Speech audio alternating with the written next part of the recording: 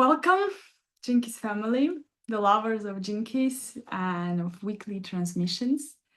Today we are in the 53 Jinki, the key of superabundance, and the key of immaturity or maturity, and the key of beginnings. This is very interesting key that basically starts all the process. It helps us to begin new things, new cycles, because it connects with the energy of cycles that whenever we start, whatever cycle we start, we need to finish it, we need to end it. And the cycle goes like growth and then to the end, like it has its beginning, middle stage, growth, and then slowly finishing and going to the end. And the cordon ring of seeking, the shadow, honestly, I forget the name of the shadow. Let me check for a sec.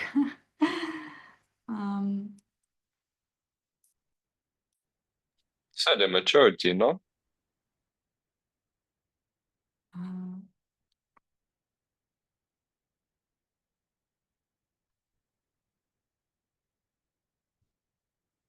Yeah, immaturity. Yes, you're right. So the shadow immaturity, the gift of expansion, and the CD of superabundance.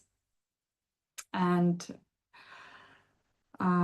this interesting CD we have here also because it shows us that what is superabundance? We know what the abundance is, but what is superabundance? That's what we'll discover later. But this key itself is very Buddhistic key. The program partner is 54 Jinki, and in fact, they both are like, in fact, the 53 and 54, they are the keys in the cordon ring of seeking. And they both activates for us like a drive. I love how Richard Rudd said that like these two keys, they are carving our path to enlightenment. And they either will drive you crazy or they will drive you to enlightenment. So the 54, the key of awakening Kundalini, and it's very like fiery key. So the 53 is gives us also this energy to rise up, but also has its shadows that we will see. What are they? 1 second. Yes. You see me well, you hear me well, yeah? Okay. So let's start with the shadow immaturity. What is immaturity? Well, first, if we can think, it's just when we act without real maturity within, without like understanding the purpose of our actions or the effects of them, and even can be connected to like psychological approach, yeah, where we can say that immaturity is where I don't understand my patterns, I don't have emotional maturity to be able to be accountable for my reactions, and then I just react on everything instead of really being accountable and moving from more like clear approach, more from clarity and stillness instead of reaction and projecting. But the root of this shadow, it goes to a belief or identification with the self, the individual self. So the root of immaturity goes to a question of do I even exist, and believe that I, as an individual self, separated self, I even exist. When Richard Rudd gives transmission about this Jinki, he shares a lot about, or let's say from Buddhistic approach. And it's interesting because right now there is a festival going on in Russia, in Moscow, Tibetan festival of Buddhist culture, and also connected to Dalai Lama 90th birthday. That was this Sunday, 6th of July. And yeah, it's interesting how this all kind of super connected, as this theme was a lot in my environment recently. The Buddhist approach, reincarnation, enlightenment, the law of the cause and effect, and these kind of things, and the law of karma. So let's discover it more under the 53 Jinki and its wisdom. Also, immaturity would be just a simple repetition of the same pattern, the same tendency over and over again without learning, without changing, and without even being aware of like what we're doing. That we just like repeating the same story, the same narrative. And as I said, it all goes into beginning. Yes, so it's in a human design, it will be the gate of beginning. It's how we start the process. And if we will look in human design, it will be a channel 5342. And 53 would be the one that starts the process, and 52, the one that ends. So it helps to go through this whole cycle. But now we discover the 53 and we see that it starts the process. That doesn't mean that in fact it's going to end them. And what we're really here to learn about this key is to go beyond the self, go beyond the individual self. And it starts with being less and less attached to the Maya or to the external reality. If in a shadow, the person, it tries to feel stability from external attachments or attachments to external world, and feel stability through things that's outside, like for example, career, money, relationship, house, car, like friends, like whatever that outside of ourselves. And a gift level, we found maturity within, knowing that stability is the real stability, the real stillness can be only within, because this is something that stays unshakable when everything is changing. And life, in fact, is everything is always changing. One also of the Buddhistic laws that everything is constantly changing. Nothing here is forever. Everything is just moving constantly as a wave, and we always try to fix ourselves. Like the life is moving, and we try to fix ourselves, to fix our opinion, to find some fixation, because we think, oh, if I will find some fixation, that means I will be safe. That mean I can I can feel within my own body, or like I can feel safe just that I exist and safe as I am, and that I understand the life, I understand what I'm doing, I understand where I'm going, or like I know everything, and if I know, I feel safe. And the life will show eventually that this is illusion, because safety can never be found outside, and will guide you to deeper within yourself. Like, let's say on the shadow level here, the person is very much attached to drama of life, to Maya itself, to Matrix, and it can't look within. The person will be absolutely blind to the inner world, to see how everything is a projection, to see that he creates constant reality from within outside, and that there is nothing he can change outside until there will be change happens within. For example, transformation, burning of some karma, or coming more into stillness and love and presence. And this key, the more we'll go deeper, we will see that it opens up the question of reincarnation itself, of the soul, and very deep aspect, in fact, that we will discover here. So also in maturity, as I said, is a belief in a Maya, in the illusion, is an attachment to an external world, and try to fix yourself, fix your identity upon it, and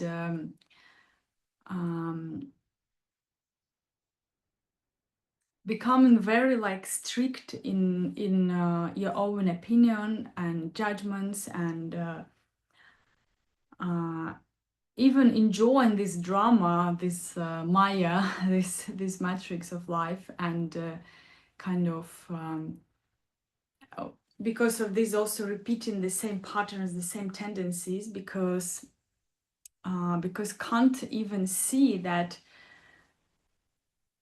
it's all, as I said, it's all an illusion, and because the one can't reach within, can't understand the real feelings and what's really going on.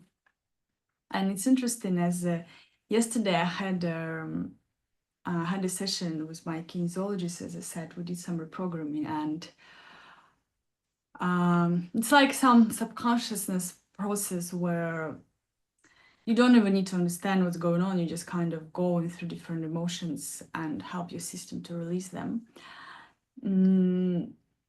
But of course, the mind also comes with interpretations. And what I felt was like I was in the bardo, the state between incarnations, and feeling stuck by, in fact, I wanted to escape. I wanted like to find a way to finish everything, to finish like the samsara, to stop everything. And this desire itself was creating suffering, because there was still, it means like if I want, let's say deeper, how I can now found interpretation. If I want to finish something, that means I still believe that something exists. That means I still believe in the individual self that exists, and that this needs to be an end of something. And at the end, I was just so like, I felt such a deep tiredness that the only thing that I wanted, not even I wanted, but it occurred, just this surrender to God. And it reminded me of ayahuasca process I had years ago, when in fact I had an enlightenment experience in this way. Just recognize that, oh my God, all this time, all I was doing, in fact, is not trying to really go into enlightenment, but just interacting with my mind, and kind of going from one idea to another, but not really to the core of the source, to the God. And when recognition happened, the surrender happened naturally, where there was absolutely no desire in a system. Like it's interesting, like literally yesterday was for me the session where I realized this Buddhistic approach, where all desires gone, they kind of vaporized, like transmuted from a system. The fuel of desire, the fire of desire, transmute itself. Then in fact, this is also the meaning of the 30 jinki. I know we not discover today this one, but this is what works with desire. When all desire is gone, the only one desire that left is desire to be one with the source or with God. And yeah, but as I said, it goes deeper to still believe in oneself, because if I believe that I exist personally and I incarnate and there is me, then I believe that I need to like break it, or I need to stop it or finish it. And as we know, on the spiritual path, it's important to start a path. It's important to have this fire. Last week we've been discovering the 39 gene key, the key of provocation, that said that the first step on the path of awakening is getting angry. You need this fuel of fire. You need to become angry, so you will want to liberate. But at the end, I would say, we let go even this. So how also this shadow will play out? On the one level, on the repressive nature of the shadow, the person would be very rigid, very limited kind of. For example, the person who stays in one, for example, company in one work all his life, and doing this same thing over and over again, and never stops in a way, and afraid of changes. It would be a person who very afraid of new beginnings, who very afraid to change his life. The person who would, for example, rather forever live in its own country just because it's afraid to move out.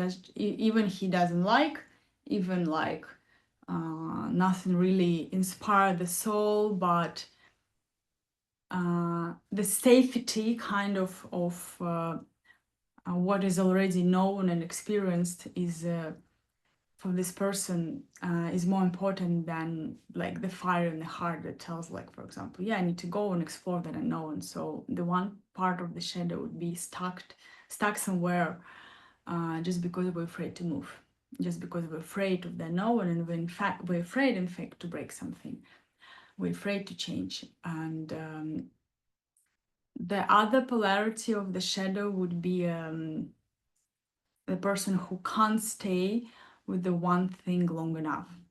These people would just, they always start in new things. They give like a little bit of attention, then they jump into another, then they jump into another. They can't make anything really grow, anything really happen, because they don't have enough dedication and focus. Because in the deep inside, they're afraid, in fact, they're afraid to kind of commit to one thing, and they're afraid to fully go there, and they constantly try to escape. And then they have all these beginnings, all these ideas, all this like creativity, and it goes nowhere. And yeah, as I said, these are two polarities of the shadow, and from time to time I think we all can find ourselves also in the shadow levels and in this polarity sometimes. And all we can do, yeah, is be aware. And especially this week, it's very important to let's say, to give water, to nurture the seed of that intentions that we want to grow, because whatever we will focus on this week will flourish, wherever we will bring our mind to. So let's focus on something that our souls really desires, and that what moves our soul, what inspires us, what brings this light in our being, and dedicate ourselves and our time and our energy to this. And don't be afraid of changes, and at the same time don't be afraid to commit to something and let something grow, let something expand, in fact, because this is the gift of this key, expansion. The other thing of this key is also how it deals with money. In fact, it opens the question of wealth and prosperity. And in a shadow level, the person would try to accumulate as much wealth as it can. Because again, the program partner is 54 Gene Key, that is the shadow of greediness. And that's connected with money itself. So the person would always try to collect more to accumulate more wealth.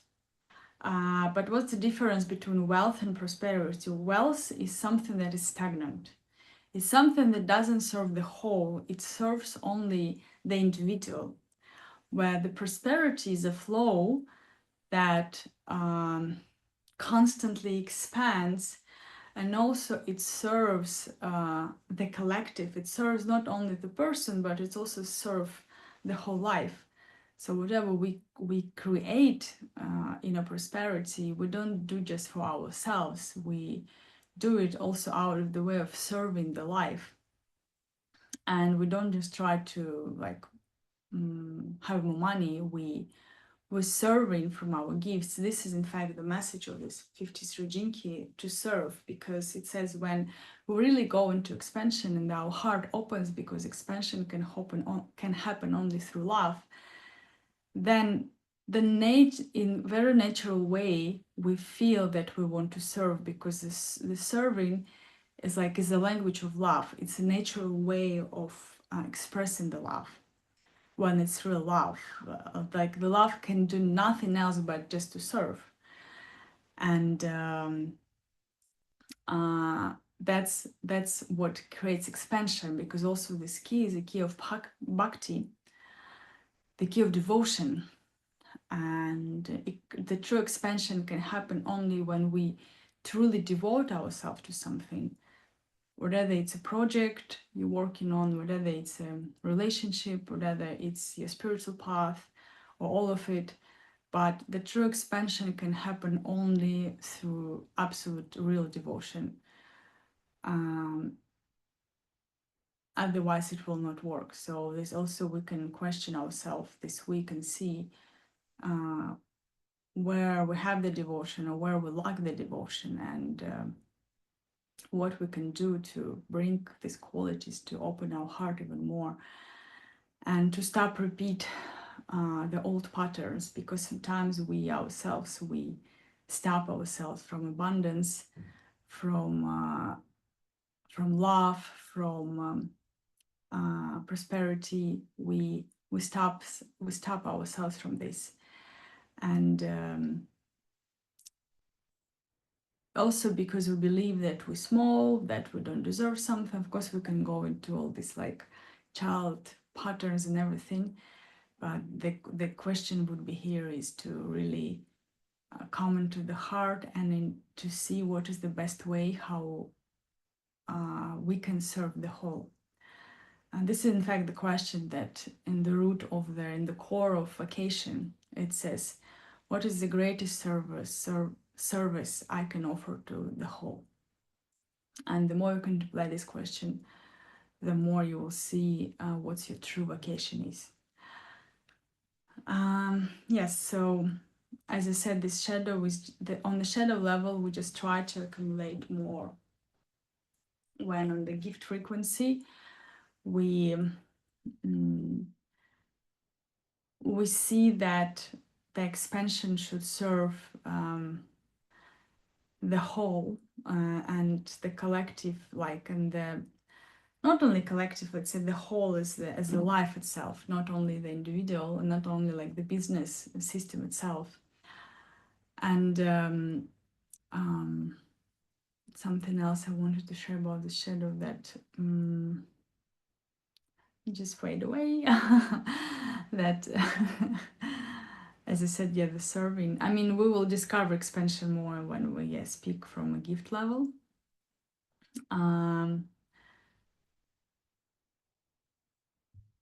So devotion, commitment, and also being ready for changes.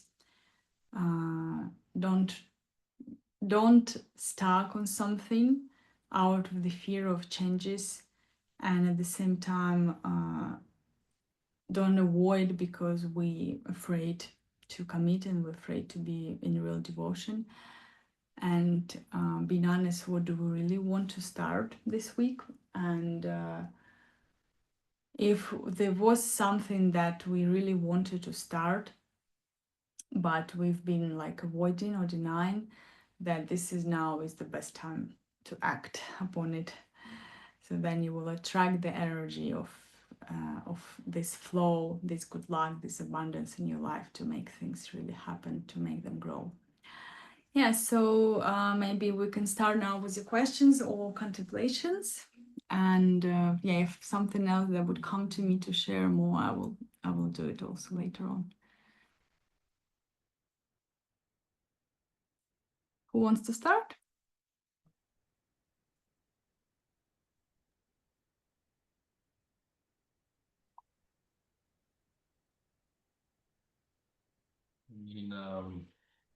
I'll start, I guess. I don't want to be greedy. I don't want to play into the idea that I need to, I think this, yeah, thank you so much for this initial sharing on the shadow.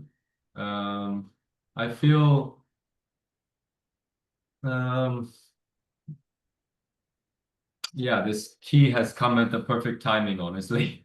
This is the best timing for me, at least, because it's kind of a inspirational key, I would say, that what you're doing has purpose, like especially when you're on the path and when you're going towards spirit and you're trying to overcome this like shadows of human nature. So this key is really powerful. And I just even saying this just from the shadow level. We haven't gone to gift or city yet, but I feel already it's like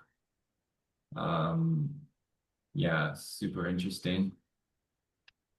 Yeah, there's like some mechanisms of uh, our society which are, I think, deeply ingrained in this key, and that's interesting to notice this. I think, yeah, it's again connected to this, the ring, the codon ring of seeking, and yeah, these different themes here about like survival mechanisms, and yeah, can definitely see how these things are kind of playing out. Like we are always, I think this is a key that's very much about authenticity and really like choosing, like God kind of allowing you to choose what decision you will make in this moment. Will you go for like, your greed, or will you go for service? And I like this mentioning of service because yeah, I would say just from my own experience, I know we just came into the key yesterday, but it's like already noticed, yeah, some patterns of like doing it just for the sake of growth. I think there's such a it's a human nature to just want to expand, and we'll find whatever petty ways to expand. So I'm interested to know what will be true expansion, not this.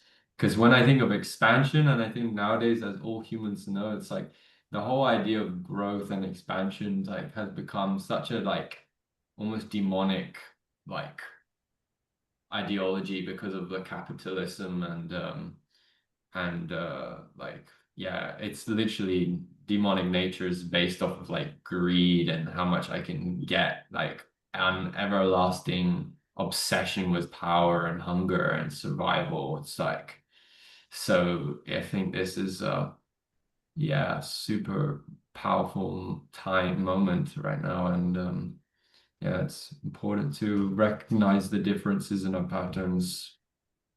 Yeah. Maybe can you share a bit about the repressive and the reactive nature of this shadow? About like the What I did? You didn't hear? I don't remember. Can you repeat that? The repressive nature would be stuck on one thing, like never change, fear of change, fear of new beginnings, in fact. It's just doing the same thing over and over again. And became very rigid and very like limited and very narrow in one thing.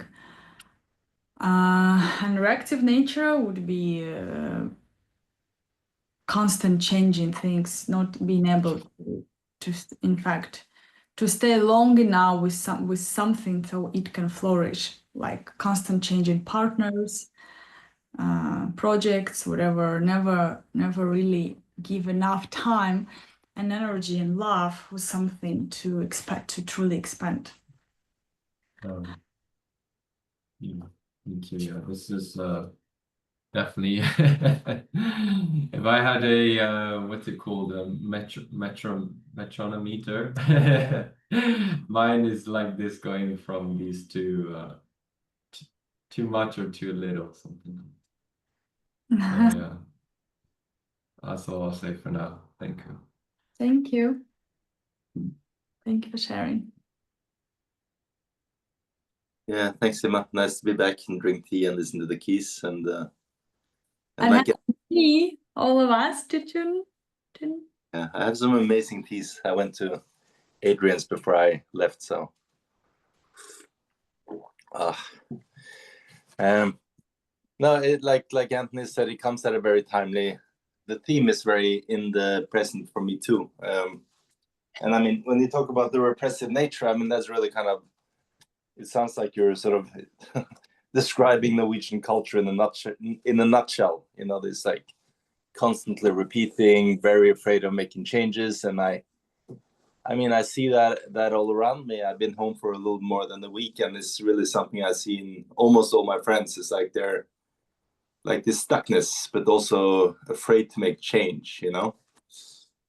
And I guess me personally, I'm a little bit more on the other side of the scale of that shadow, you know, like this innate need for kind of, I need change, but yeah, it's something I'm very conscious of and trying to, you know, commit, you know, commit more, like don't start too many things, like focus and this week it's you know, after closing out in Bali and arriving here, like right now it's like the time where I have some choices in front of me of like directional choices for projects and yeah, like 3 really exciting opportunities, and like which road do I go down, you know? So yeah, important choices, and it's a very timely topic, you know, at this time for me. So Thank you for sharing. And I would say that maybe, yeah, just what I mentioned before, contemplate on the question, what can be the greatest service to the whole? It's the greatest service I can offer, because as I said, that comes deeper to in maturity, that maturity is a belief that I am exist as individual. Is I am that doesn't rooted in the real I am, that I am the source. That's, you can't even say in fact like this, but just the I am, the true meaning of I am. But the immaturity build on I am this individual separated, like Katya exists, or Martin, or Anthony. And of course it's very like anyway spiritual to say it. Also these are like, need to be careful not to create avoidance and kind of denying also, because the mind can be very tricky.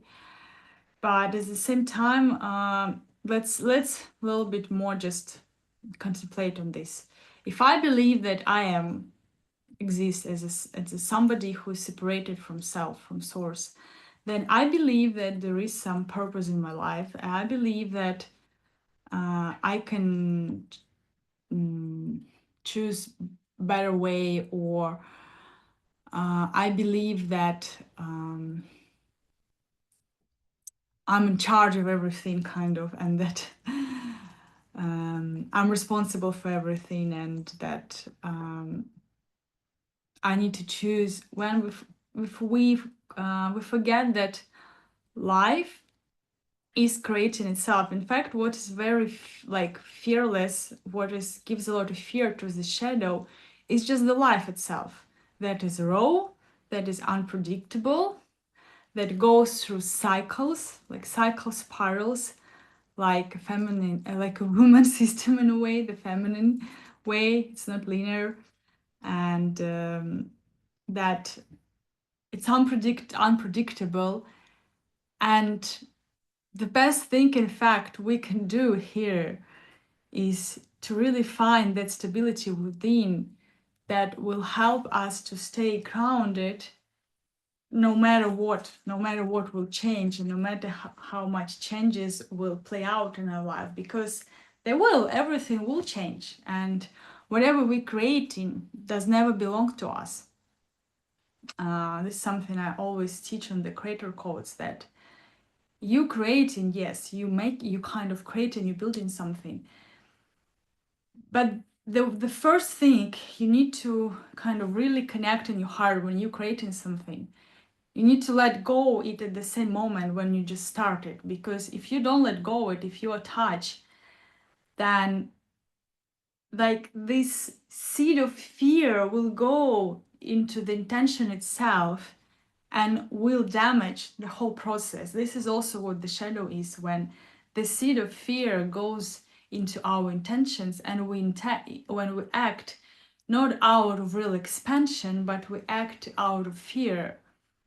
And it's like, I love this example, how it said, imagine you have like a bow and an arrow, and the arrows, they are like damaged.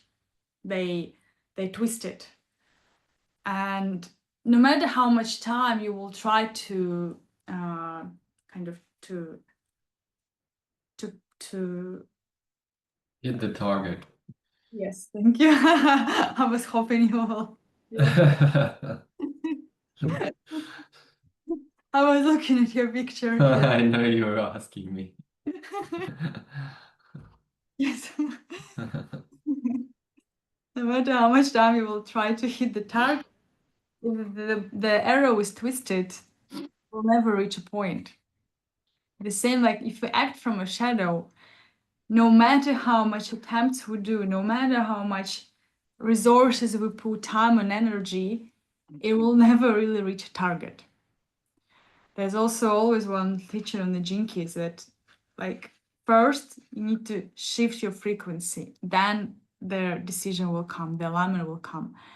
Because when we're in a shadow, first of all, we don't know that we're in a shadow, because the shadow frequency, they are too familiar for us, especially when we are in an environment like we are now. Like I'm in Russia, Anthony in Switzerland, Marcin in Norway, when we're like in a more matrix kind of society way, where people just live out of shadow.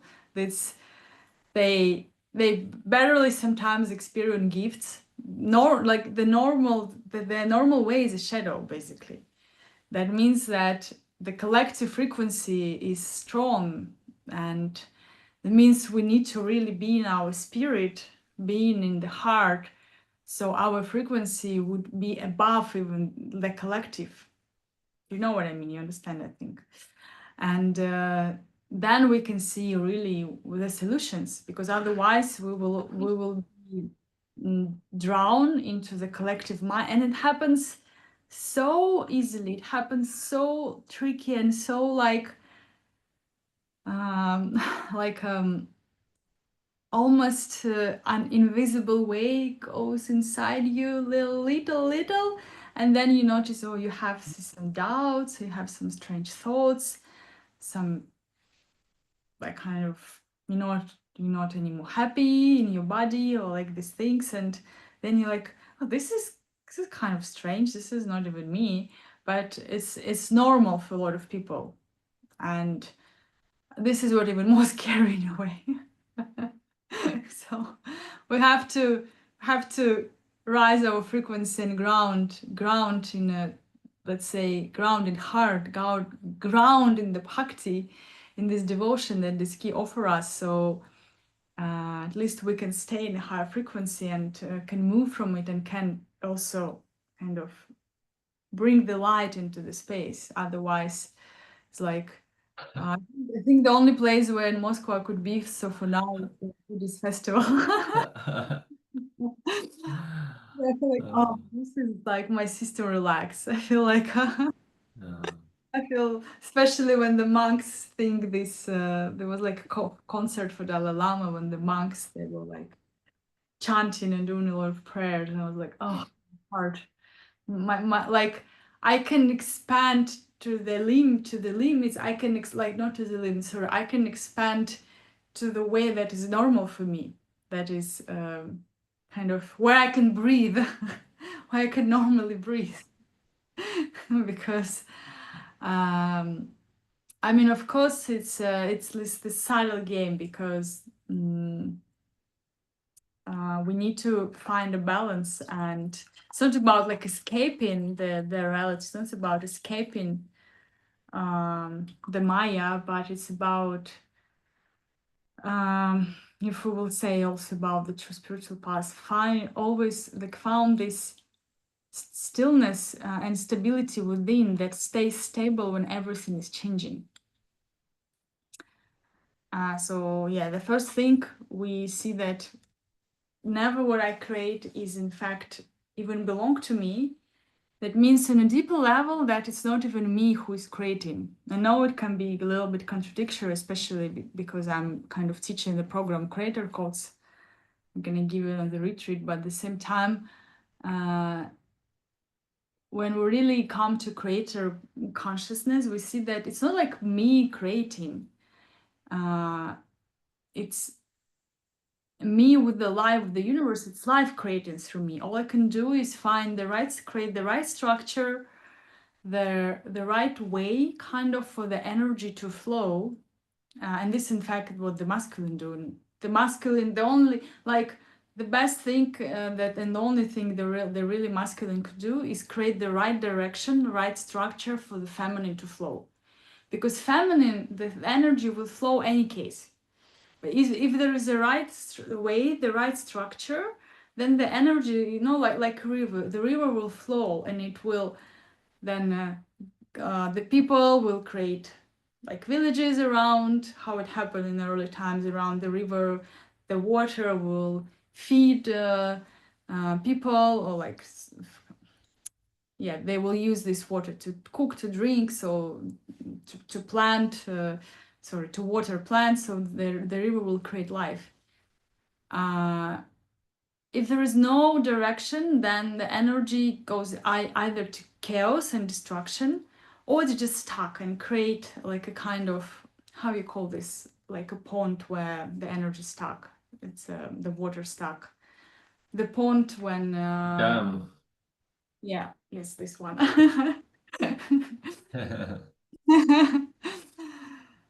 So that means like we need first, like let's say we need first feminine, the heart, to align, to feel what is the right way, and then we need masculine to create the structure, the right structure for this energy to flow.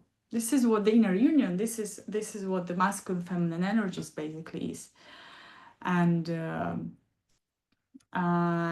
if we apply this approach, that there's not even me who creating or who choosing, then we can see this question, how I can be in the greater service to the whole, like what can be the greatest service to the whole, and see, contemplating this question to see what will come. Something that I felt to share to you. It went a bit longer than I expected, but I think it's covered some deep aspects. How do you feel, Martin?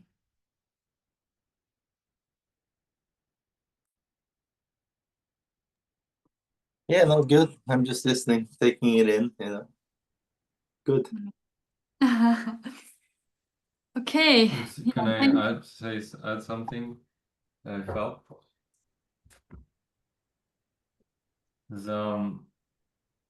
Yeah, I noticed how because you were speaking about, for example, this culture we're living in the West, you can just do an experiment, like just go and try and just share like presence with people. And I noticed, for example, I did it. I, for example, do this in the gym, for example, like do an experiment. Of course, everyone is in gym mindset, but I would say it's this really like shadow masculine where you're trying to like, grow your muscles, be strong, big, and expansion, this kind of selfish expansion, right? And I sometimes look at somebody and I'm just staring and see what will be the transaction there. And first they look at me confused, then they look away, then they look back at me again, like, is this really happening? And what I notice is people don't know how to share presence or share like open heart with people that are not within their like circle, their family or their friends. They think everybody else is a competition, especially I think between men, but I guess I don't know, maybe with women also it's like this, maybe even worse. But just noticing that like exchange and you know, like then if you just go up to them and say hello, then all of a sudden it's like, oh, okay, he's not gonna kill me, he's not thinking negative of me, and just to see the default kind of the immaturity, I would say, of like what people's what they want to make of a situation, because this is all about starting as you mean to go, and I feel it's like most people's intentions in the situation is kind of it's misconstrued, and also like what you said about the feminine and masculine, because for example, if you look in the Tibetan like tradition and also in the ancient Greek, they say that the woman is Sophia, is wisdom. So it's really like saying that basically the man just has to know how to use this, because it's by nature the feminine is already just the super intelligent, and it's just whether or not you embrace that fully. So yeah. Thank you for sharing. Yes, and it's happening for everybody's within us also, for man and for woman. You know, I'm in a woman body, but I've been going through this process at one point in my evolution, let's say, where my masculine was surrendering to a feminine. It was when I've been living in Bali already, and after maybe 2 years or more, like it was a moment when, I don't know, life just started to kind of brought me to a path of surrender. Like I moved out to a house where I like it so much, but like following my heart, I moved, and I moved to another house with friends that I didn't like it. Like my personality didn't like it at all, but I knew that I had to be there. And then like the other processes started, my spirit told me to finish all the work. And I was like, but like, how gonna money comes? Like, what I'm gonna do?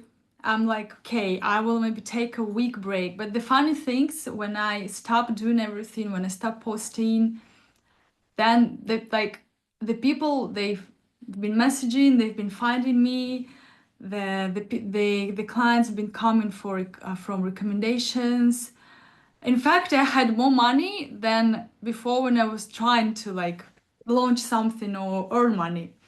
And and then also, but then was another shadow of like, but like I'm not like there've been a week I didn't create anything new. It's like kind of because I was always in this energy of like creating new things, new, I don't know, courses, something, new webinars, like always in the like mode of doing and creating.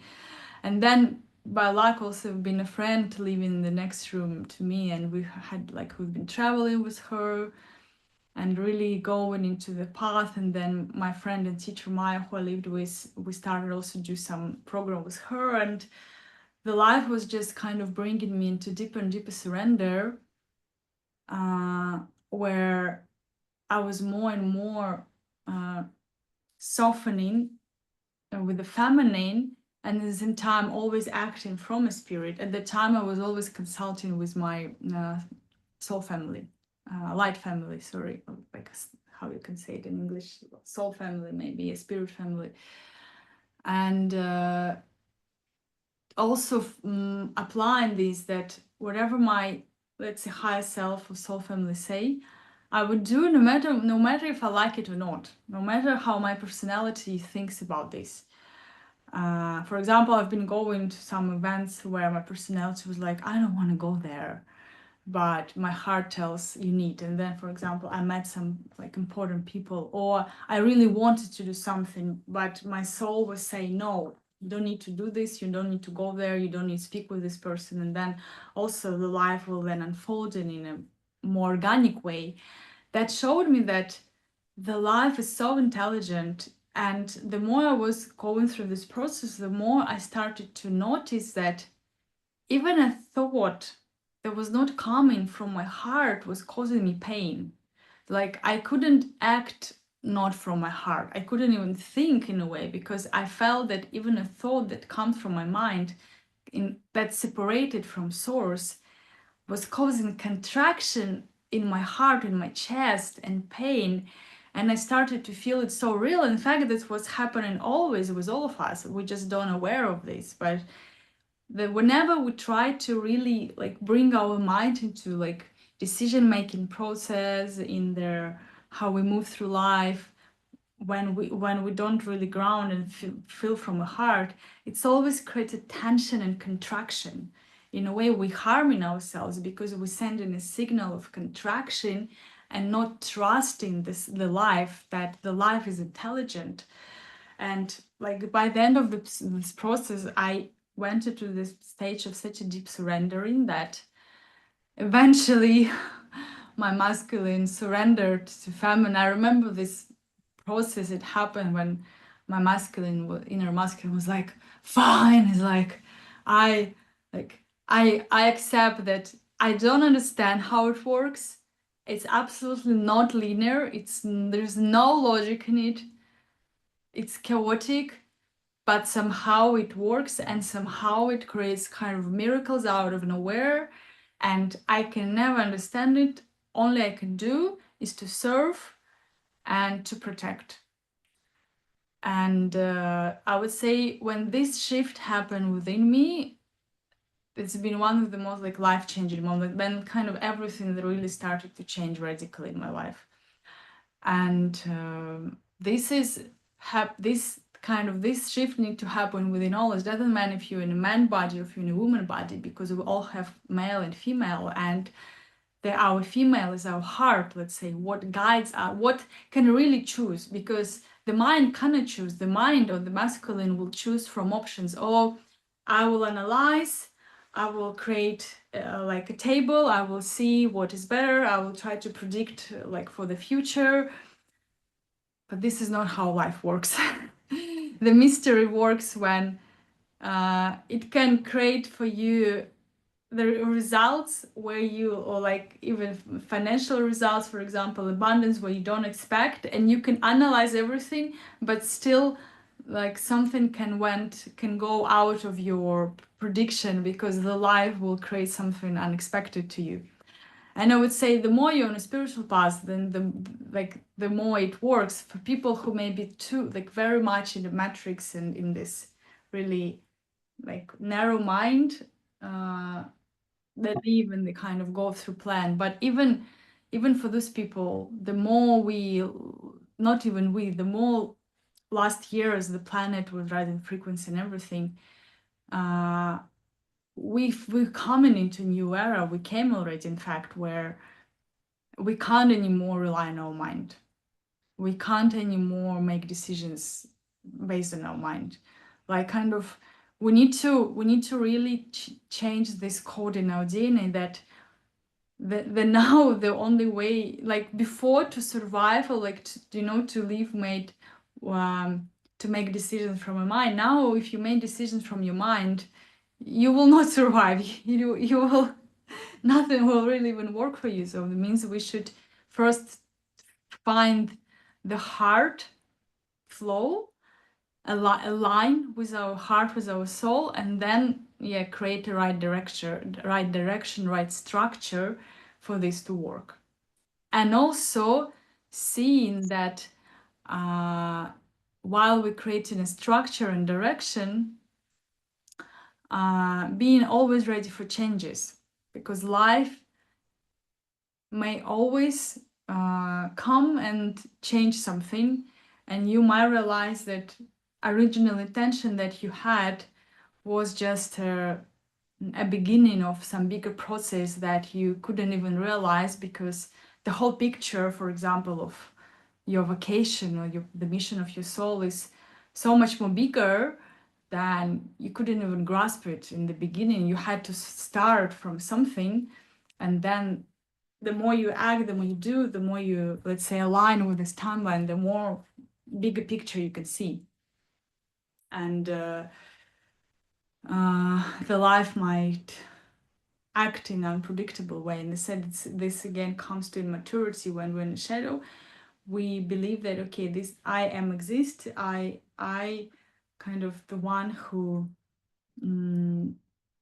making everything happen, when in the reality, like the life moves itself. Either we align and we create a right structure for the flow, that means we live in a happiness, abundance, prosperity and everything, or we not align and we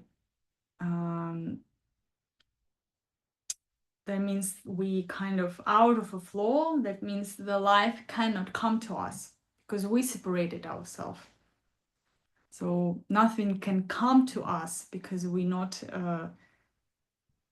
can't even receive it. Do you want to share something about this? Or reflect? If you have any reflections? Yeah, I was just reflecting on what you guys were talking about, coming back into more traditional society, and I think like for me this time when I'm home, this is the first time in 10 years that I really feel like comfortable coming home. But before there was always like this like being pulled into the old and maybe strong. I mean, I started this journey maybe at a bit later age than you guys, like 35 when I left Norway. So like my old identity is like it was very built, it was very strong, like it's very set in my surroundings, in my friends, in my family, like this idea of who I am, and coming back into that was very difficult. Like it kind of created this tension, but this time it feels almost like there's been like this completion, and even if like like the hardware is the same, but the software is completely like changed, new operating system. And I can feel that like, like I never have, but I can really just like, I will feel what's appropriate to share. And everybody has this kind of this curiosity, this something, this need to know something more, maybe seeing that I can open the door for them. But it's always like, it's case by case, when I see an opening, like I'll share a bite or two, but apart from that, I'm just like resting in the familiarity, in the hominess, in whatever we've shared before, and seeing if that's still there, if there's some kind of mutual, like good memories of the past. That's like enough, But it's interesting. Like I've been like yesterday, for instance, there's a very good friend of mine, like old friend, and he spent a couple of days here with his kids earlier in the week. And yesterday he came, and then his wife came along, and like we're really close there, like, and we can have like deep conversations. He's like open and curious and interested, like kind of stuck in his life and his marriage, and stuck in many ways. And so we had really good conversations when it was just the two of us and the kids.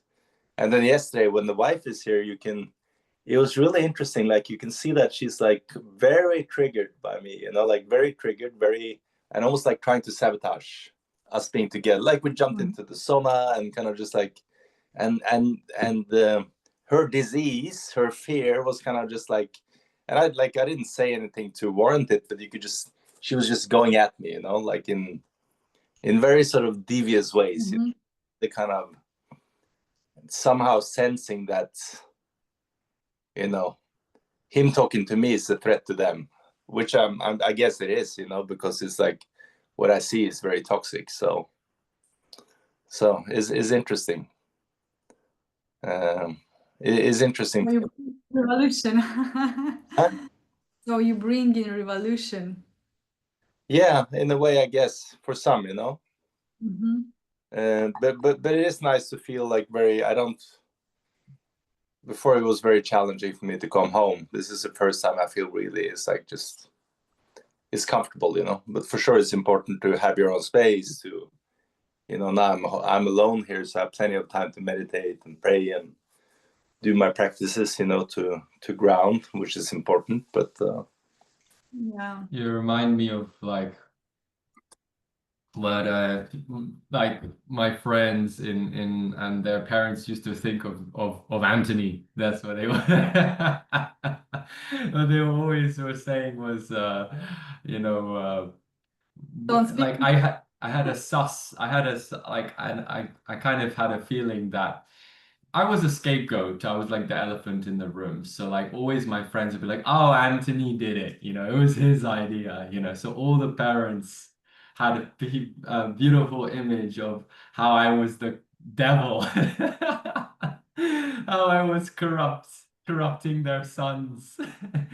But I'm so like looking back now, I'm almost like hysterical because I realized I was like, breaking those shackles of those those implants in them that was stopping them from recognizing like the freedom and the truth of their nature to be human, what it really means, not what you're, especially in my where I grew up from in Switzerland, where there's so much expectation and suppression of like the feminine, and I almost feel like, proud to have been that person, even though for me on the other end, I was suffering with my own feelings of like, separation, rejection from society and a lot of different things.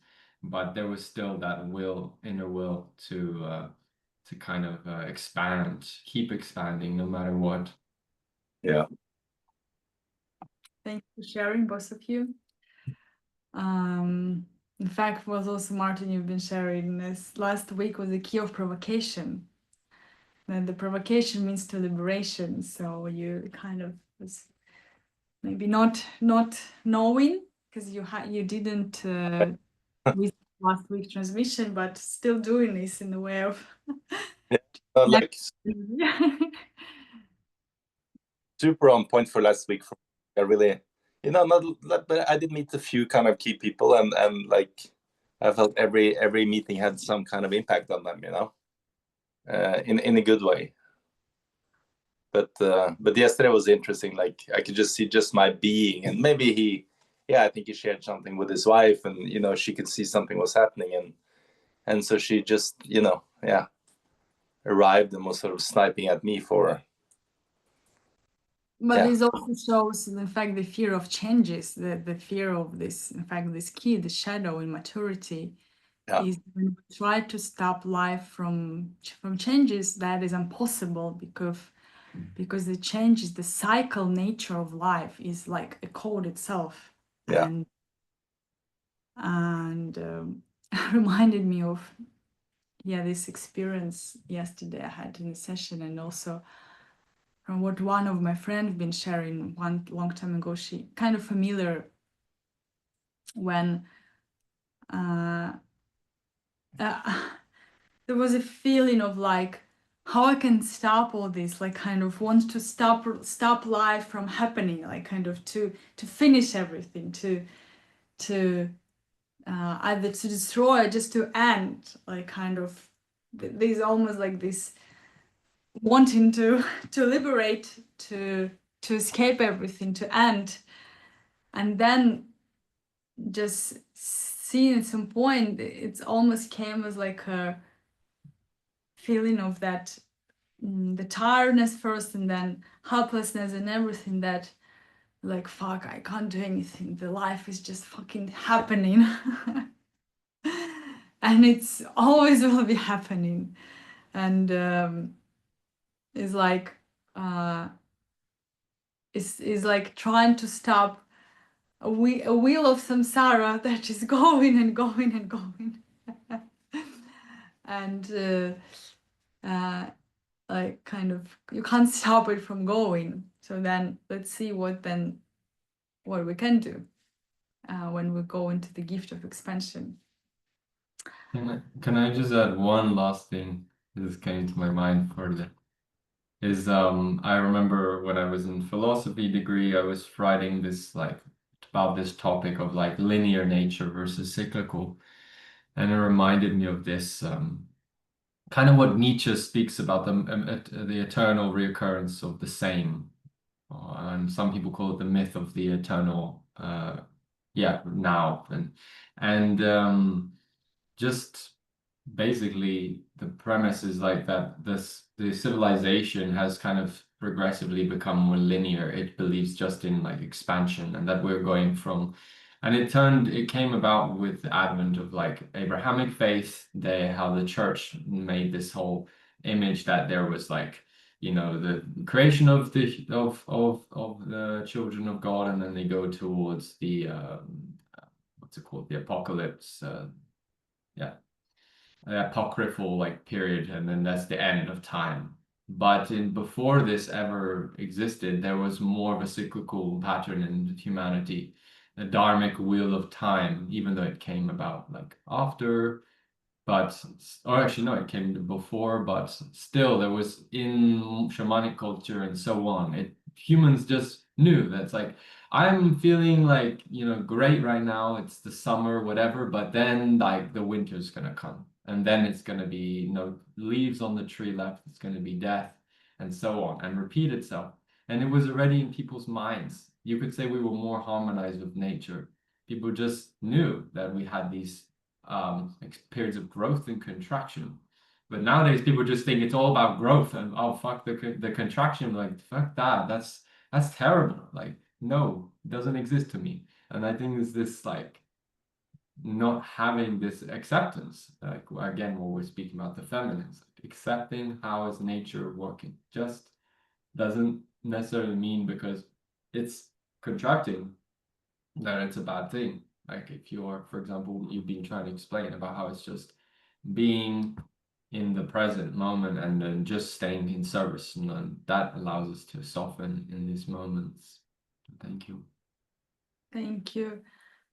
Yeah, even the calendar of Maya is basically was based on circle and rhythms, and the nature works through rhythms. And what you said about the expansion and contraction, I remember once like my teacher on the TID2I was sharing that is the expansion and contraction that's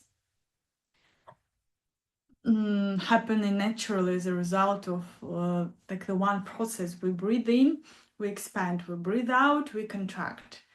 And contraction is also preparation for expansion, expansion, preparation for contraction, because it goes in both ways. Contraction is not worse than expansion.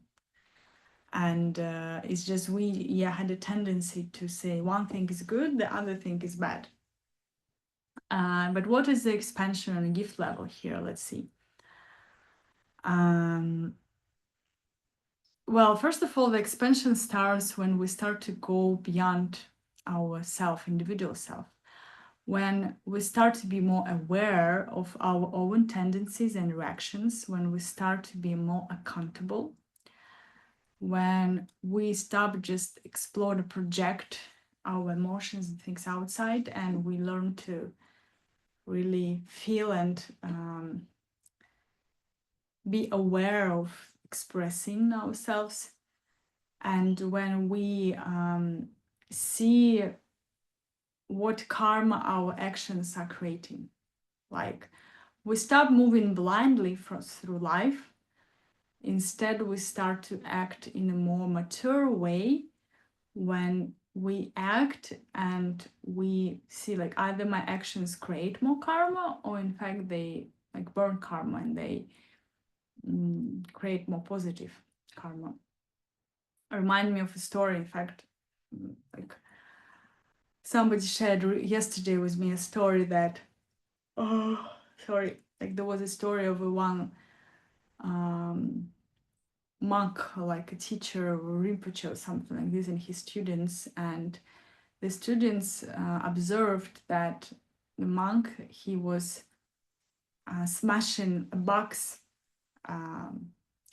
for like a lot of the times, and they've been wondering like why he's doing this, because basically he's killing them. And one day one young monk came and asked like the master, like, why are you doing this, why are you smashing this box, these animals? And he said that because I'm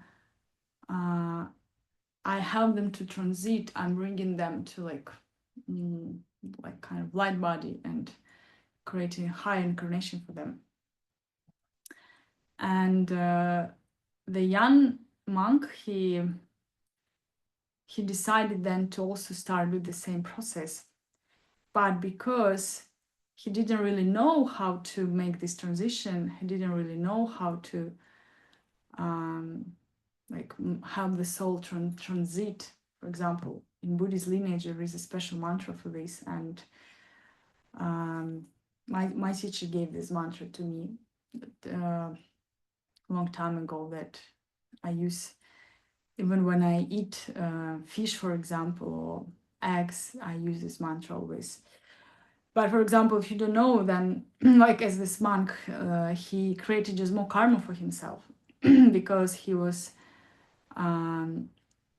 not from awareness, but out of the greediness, in fact, to do something good in his mind without awareness and real understanding. He just created more karma for himself because he killed a lot of these bugs. And this is just one of the examples of immaturity, that expansion that comes from a fear and from the greediness will create more karma for us.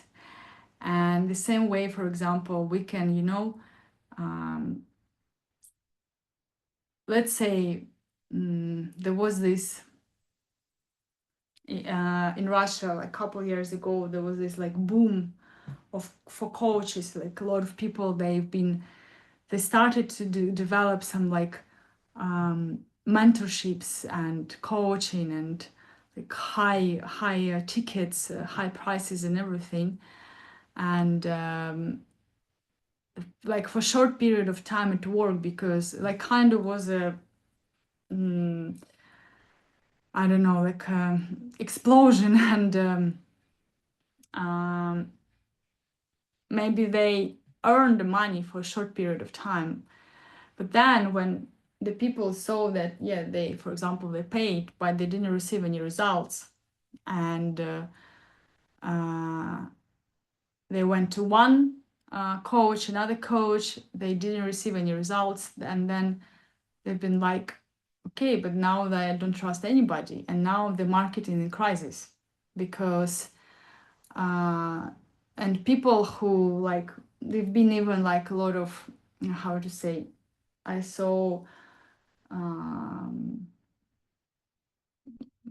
like negative feedback started to come and everything. So they maybe somebody received like money on a short period of time, but on a longer picture created negative karma and thing that they need to deal with right now. And even in fact, it's created a collective karma in a way because the whole market went into crisis. And this is how it works. Like when we act from immaturity, from like this greediness in a moment, then what we do in the longer term, we create a disaster. And that's again because we're not acting from a service. We're acting from the greediness, basically. That means that we just creating a negative outcome. That what the intention that has a seed of fear in it will create negative outcomes. So whatever you want to do, make sure that you do it from real love and expansion. And because expansion is in the nature of life. And but also, for example, I love how Richard Rudd said that not every business, for example, needs to expand or to expand to like enormous limits. That we have this disease in the modern society that the business need to expand or constantly make more money, make more profit, and this then in some point it can stop being sustainable, and it can create even disharmony. We need to be careful because again, the expansion should come from heart and from this inner knowing instead of like the greediness and just wanting things to become bigger and bigger and bigger. Because like we have more needs, and then we need to, like, our business to bring out more money, and this will never end. There's no kind of limit, because the mind, if it comes act from greediness, it will just always create more and more greediness. And the expansion show us that we can really focus on our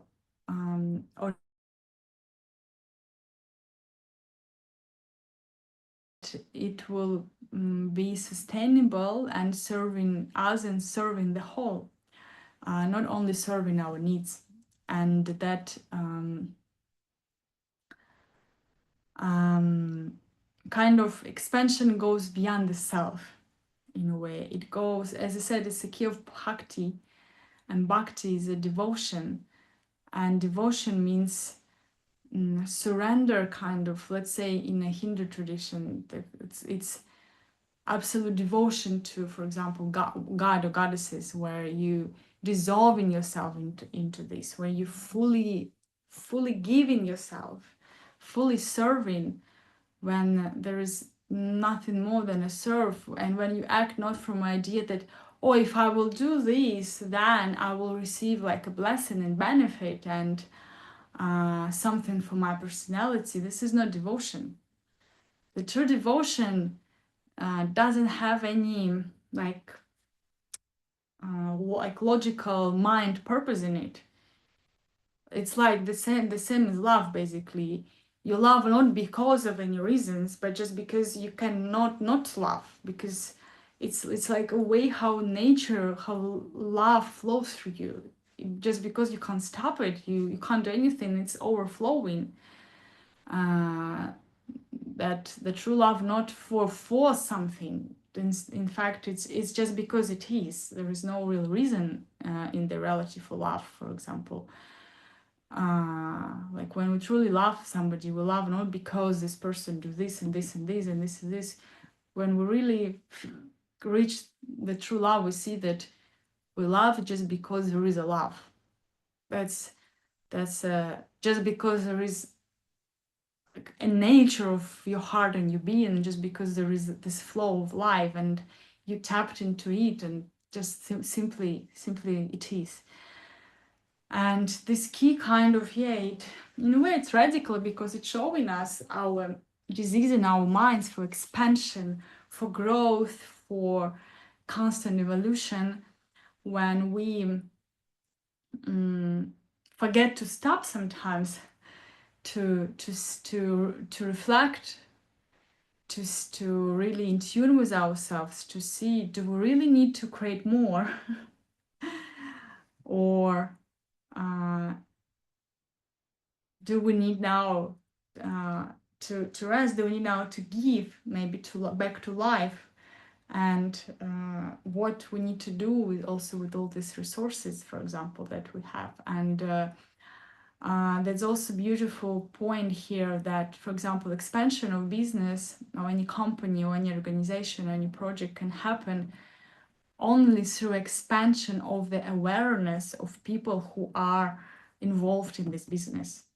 Let's say, for example, like there is a company and it has a director and employees, and that the true expansion of this business will happen only when the consciousness of all people who involve will expand. And we can see these kind of examples, or like this attempts nowadays, when some organizations, they make trainings for their employees, they organize different like events. And I know, for example, one of my friends, she's been a coach for one company in America. I don't remember exactly what it is, but she created like a 5 days or 3 days program for emotional maturity, like emotional healing and emotional subconscious reprogramming, and like something else for their for some organization. And this is more sustainable like way, because we understand that if we want something to grow, Like the growth cannot happen outside of awareness. The awareness comes first. The real growth can't happen outside, just on the material level, if there were not growth on in a consciousness level, in our awareness. To expand means first to go to a high level of your awareness, of your consciousness. Then you even see reality differently. You feel, you see, you kind of understand everything differently. Then it's like I remember I once I've listening to a book that calls integrational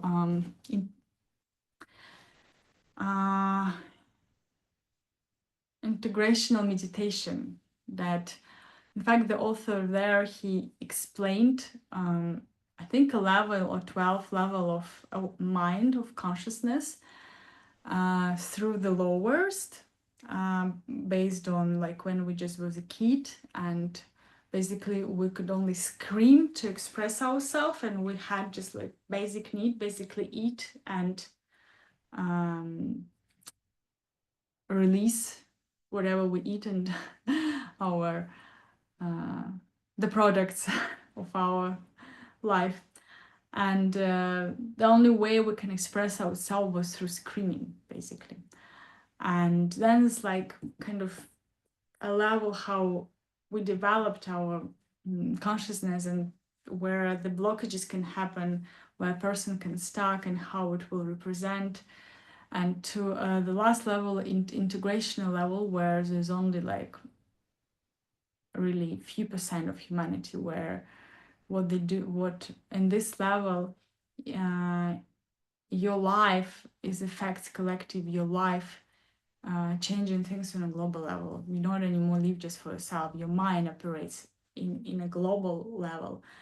And that on every level, the person would think differently, will see, like, for example, let's say the same situation, and the reaction, the thoughts, the interpretation for people who are on a different level would be different, because the biochemical system works differently. They respond, their mind, their emotions, they will perceive the same things in a very different way. It means that kind of on which level we are will determine the whole reality for us.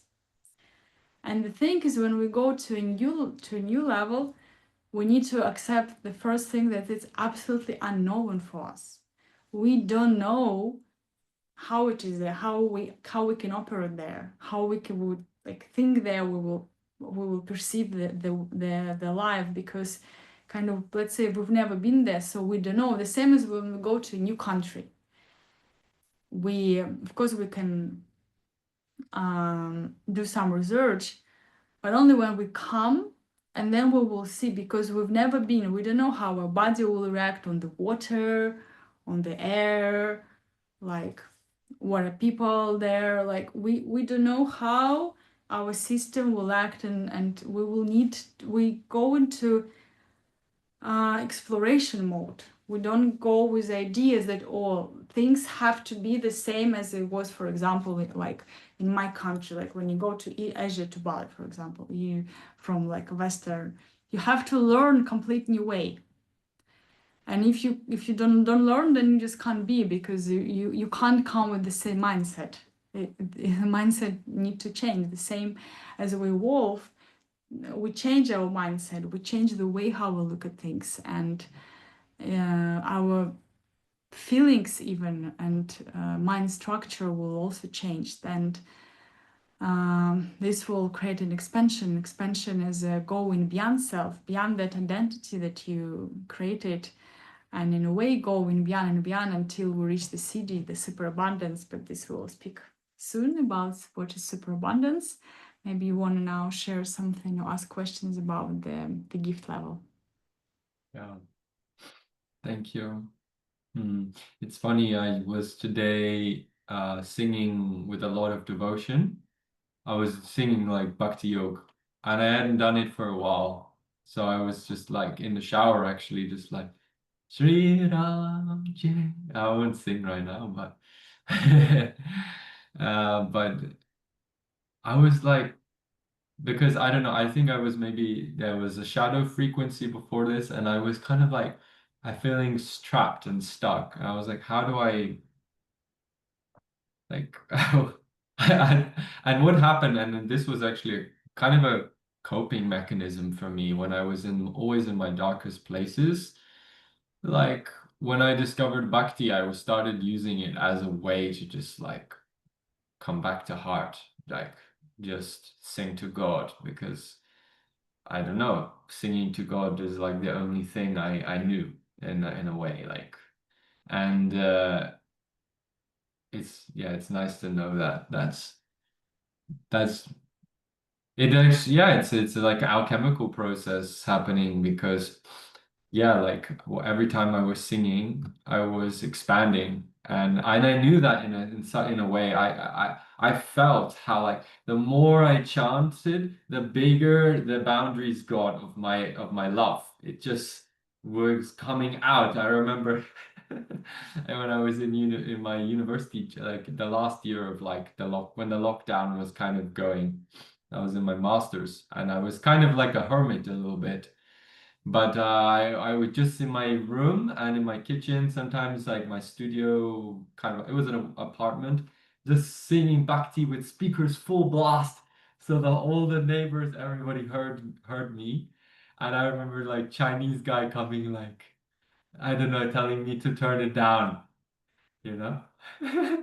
Chinese guy. And I felt joy in my heart because I felt how literally the the vibration literally was reaching everyone, and sometimes I would not, that was one instance where somebody was a bit annoyed about it, but most of the time people just everyone in my apartment block was just, I knew they felt it and they could just see the energy just, and I didn't totally understand what I was doing, but I knew it was spreading joy, and it's contagious, it's infectious, and if I like join the dots, for me where it comes from is it's from just living like in devotion. Yeah, 100%. It's just devotion, and um, kind of connecting to like what, like in the Christian faith they call it faith. Like what's faith in God is kind of, if you have that faith, if you're born with faith, like where you know how to just surrender to something, even not knowing why or what will happen, if you can surrender to God and you can surrender to the God within you, it's just that power, yeah, is massive. It's unlimited, if you really trust in it. And in times of like, yeah, great struggle in my life, that was a fucking power that just no one can handle. Nobody. So yeah, grateful for the bhakti, and yeah, to also like shout out to Hare Krishna communities, people. I think if you want to know one tradition that like spread the most powerful form of bhakti, I would say it was the Vaishnava, like Sampradaya, the people who were praying, following Vishnu.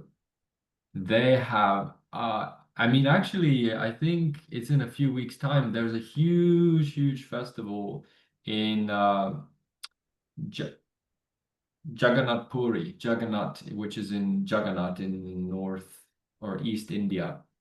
And every year it's happening, and it's like a huge Bhakti festival. And my mind can't even comprehend what kind of scale of Bhakti that must be like, what it must feel like. But my mind, when I was contemplating like connecting more with Vishnu in my life, which I didn't because my soul is not like purely just one lineage, but I oftentimes thought like, wow, the immersion, the way it must feel to be in a bhakti yoga like all the time. It's just limitless expansion to the point where you just like you're one with Krishna, you're one with the God in the nature. And that's I really wish for people to feel that limitlessness of expansion that you can get. Thanks for sharing. And but also needs to be careful not to avoid, in fact, because that reminded me. Yeah. Once I gave a session with my friend. We both were like human design analytics, and we gave a session to a Krishnite person like, around his human design, and yeah, it was just like how to say, let's say just if to say from the chart and the tendencies what that are in the chart, the energies, and the way of the life of the person was denying a lot of aspects of himself because of sometimes that's the thing. Sometimes that's a trick in spirituality. Sometimes we try to find a safety in God, a safety in giving ourselves to somebody, for example, or to something, to some religion, to some tradition, to some path, to some guru. We think that if I do this, then like the savior will come. If I do this, then something good will happen to me. If I do this, then I will feel happy. I will like have everything in my life, and this and this and this. When in fact it doesn't come. It comes still from immaturity. It comes still from not feeling, not choosing God within you. And it comes not from real love. It comes from this love as it, like, you know, like how child love, for example, when the child in the stage where the parent is everything, is a God. And if the parent is not around, it's a crisis, it's a death for a child. It's like, and because it thinks that the child think that he or she not exist even without the parent. So that can be also the tricky thing there, as it can be as a just avoidance mechanism also, and Yeah. finding the truth in fact within. That's a very, very tricky thing. Yeah, which I think Richard Rudd explains, yeah, like this key difference between expanding, like, and then knowing, and then like kind of being with, yeah, in immaturity, or like trying to be in a greed, because like the immaturity will expand to a certain point and then try and like think that they're still expanding, but they're actually just taking now. They're actually just trying to like, they're stagnating, they're static. And I think this is the difference between, I use the reference of Hare Krishna not because Hare Krishna as a religious movement is a fully fledged, successful, like you just have to look at how many people are actually enlightened in the lineage to know whether or not, and no disrespect, like there are some people who give their life to the movements, and the brahmacharis, they have, if you're around them, yeah, you can see they're in a full of bhakt, like it's a full bhakti yoga. You can just see their eyes and the way that they're absolutely enamored in a way by they are like, in a way, yeah. I just said in a way that any tradition, any religion can be a trap if we. Yes, I wanted to finish on that, what I was going to say, because I was going to follow up and say that basically, like at some stage, that path becomes like infinite, and it no longer, and it's said actually in the original Sampradaya of Vaishnava, when in the that probably sounded like good gibberish to someone, but in the Vishnu like lineage, like it's said that, you know, like the great philosopher, he writes that you go toward, like, in a dualistic way towards God, but at some point there's that dualism like disappears, and you're no longer just like the service. And I teach this to my students as well when I teach philosophy of bhakti, as I say, well, like, who are you serving in the end? You're ultimately creating these feelings of service, and it doesn't matter what object you are serving. At some stage, the experience is just coming from within. It's you having that experience. You are the subject, you are the experiencer. So what is being experienced is yourself. Ultimately, you're the subject. So it's just, there's different ways to do it. And I notice, yeah, a lot of people get stuck at this stage when they start to expand, and then they don't realize, but the expansion needs to expand beyond itself. You can't expand in one direction. Like, I cannot just go to Krishna. I have to. Start to close because I have to also come to city and finish soon. I love Is Martin here? Does he want to share? Very diversity and far away, but I need to be more mindful with the time right now. I'm here. Okay. You want to say also something, Martin? No, I'm just listening. Just go ahead, Emma. Okay. So do you want to say last sentence, or we go into superabundance?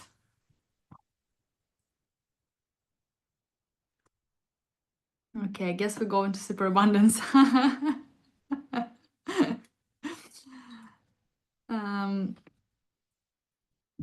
So superabundance. Continue what you, Anthony, you've been sharing about this, like, expansion and love and devotion, that at some point it came to realization that not even realization, but just to like recognition that there is nothing even anymore to expand.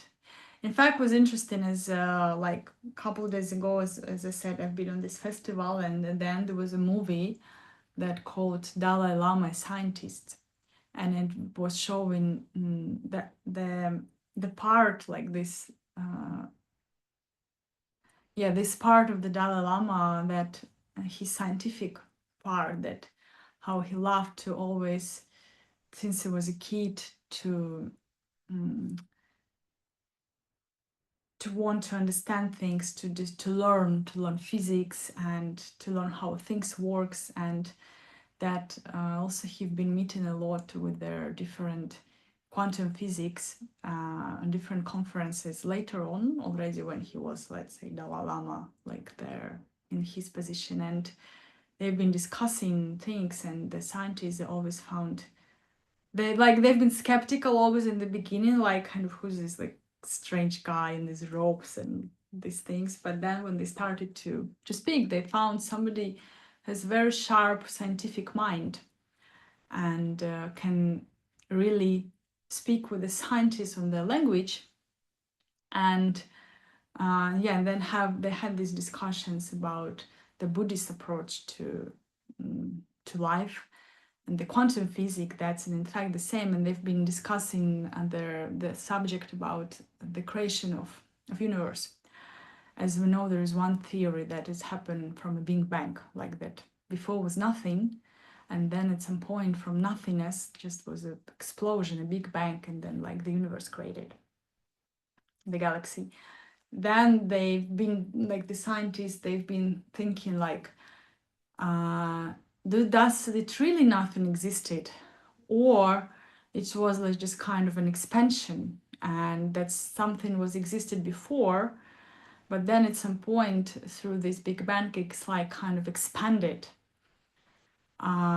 or there is something that expanded and contracted and will contract and will kind of finish itself eventually, or there is maybe even another way that's like kind of expansion, like the universe created, like that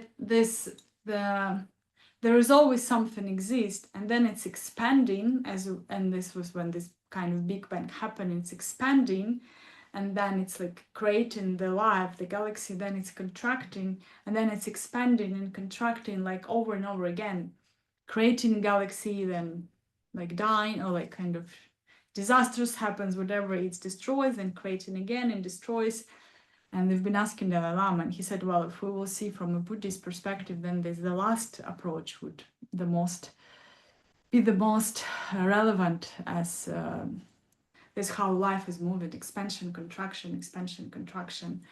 But the life is always exists. There is a moment of birth, and there is a moment of death, birth and death, but life exists in all of this. The birth and the death is just like a point of starting something, 53 Jinki, the key of beginning, and finishing 42 Jinki, the key of ending things. But that doesn't mean that life exists only within these limits. The life exists even beyond this. So I would say the more we expand, the more we also starting to notice that there is something exists beyond the self. And when we come to superabundance, I would say we come to this life that exists beyond birth and death. That is always kind of here, it's eternal. Something that can't start and can't end. While the start and the end can happen within this, but this itself has no start and no ending, no beginning and no ending. It's like superabundance would be also coming to a 0 point, but where also at this 0 point and this absolute stillness, everything exists. And in a way, the superabundance would be and like the ultimate form of expression of God and the service, the bhakti, and it's something very hard to grasp kind of with your mind, because again, it goes beyond the mind, it goes beyond the karma, and it's showing that, for example, again, connected to Buddhist tradition, that it's not you who is incarnating. There is a karma that is incarnating. That you as an individual and as a soul even not even exist. There is a karma that's incarnating until it kind of will finish itself. That's why, for example, in the Buddhist lineage, they try to finish all karma, negative and positive, because it doesn't matter which type of karma, the karma will create reincarnation. And of course, like when we start, it's good to burn negative karma and create more positive karma. But at the end, you try to kind of just go, how one of my teachers once said, to go without leaving trails. Trails, yes, these steps on the sand. How you call, Anthony? I need your help. When you without leaving a trace. Trace, yes, not leaving a trace on, like leaving, like as you leave your life without leaving a trace. And yeah, you can just, I want to ask you now, both of you, you can just contemplate now on this quote, to leave without leaving a trace. What does it mean for you? How do you feel it? A little bit of your contemplation and sharing, please, with me. To not exist at all. That's what it feels for me, like I'm not even exist. something like this. I feel like yeah, it's kind of like, who is the one that leaves the trace? There's no trace. The Okay. no, so yeah. Thank you. Martin? Yeah, it's very deep. This what you say, that is actually the karma that reincarnates, not even the soul. It's hadn't heard that before, so I'm sort of chewing on it. I must say, like for me, in like I feel some resistance towards Buddhism. Mm-hmm. Because for me, I mean, I've been in a proper Buddhist monastery and done meditations, and I've been sort of around it, and at least where I'm now, it's like there feels like there's like this denying of the human existence, in a sense. This idea that, okay, fine, let's erase bad karma, but not even good karma. What does that leave you? It's like a complete 0 point, right? So Mm-hmm. what's then the point of the human experience if you're just going to be a complete 0 points, not caring about anyone around you in either way, good or bad? Like, yeah, so I don't know. For me, like, Buddhism doesn't draw me because of that, let's call it like neutrality. Mm-hmm. Although I know I recognize there's a lot of wisdom in the method, and I'm not saying they're wrong, but Actually, but this kind of what superabundance is neutrality, is 0 point. You know, it's funny as we can think, oh, superabundance, it's something like that, even cool, more cooler than abundance, even bigger. Mhm. Like, no, it's nothing. Yeah. And the funny thing that in this nothing, in this 0 is everything. It's, as I said, it's like this life that is beyond birth and death. Like, there is something that's creating, that there is a beginning, and there is something that creating through this beginning and ending. The same as like a human life. Let's say, for example, we have a moment of birth, we have the incarnation, we have experience, we have a moment of death. But does my life finish? Does the life finish when I die? Or the life always continues? Or does the life start when I was born? Or the life existed before that? And yeah, this is what kind of the superabundance pointed into that. And I guess Richard Radloff's Buddhism, as he is sharing a lot about this. But I know he's been studying as a philosopher different traditions. Sufi, he's also speak a lot about Christ, and Yeah.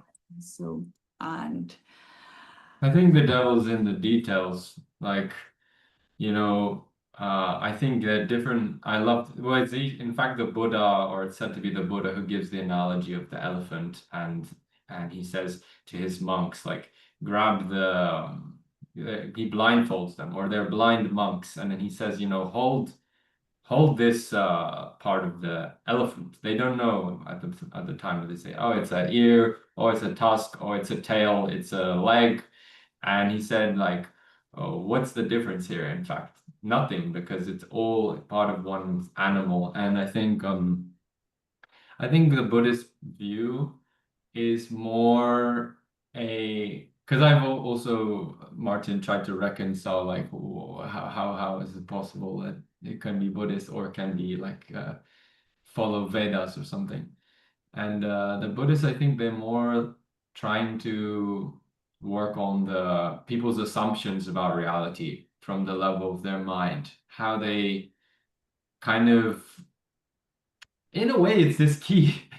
It's this key because this key is saying that be careful to make even systems that are based on the premise of like liberation itself, because that itself is gonna, even though it's expansive, it in on a certain level it will reach a point of like limit.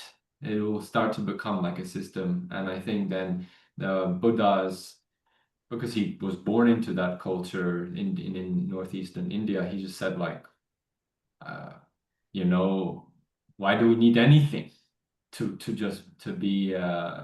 know what is the nature of reality, and that's when he kind of taught the way of like no self, anatman, and this kind of stuff. But I think it's for individuals who maybe are too caught in like extremities. That Buddha just said like, let's find that like middle way. It's like being a bit more Definitely neutral. people who have strong mind, because Yeah. it's a lot about, it's like, of course it's also tantric in fact system, because it has a lot of also rituals, and those have their god and goddesses, like that's green Tara, like, and in fact a lot of god and goddesses, like as aspects of reality, aspects of wisdom.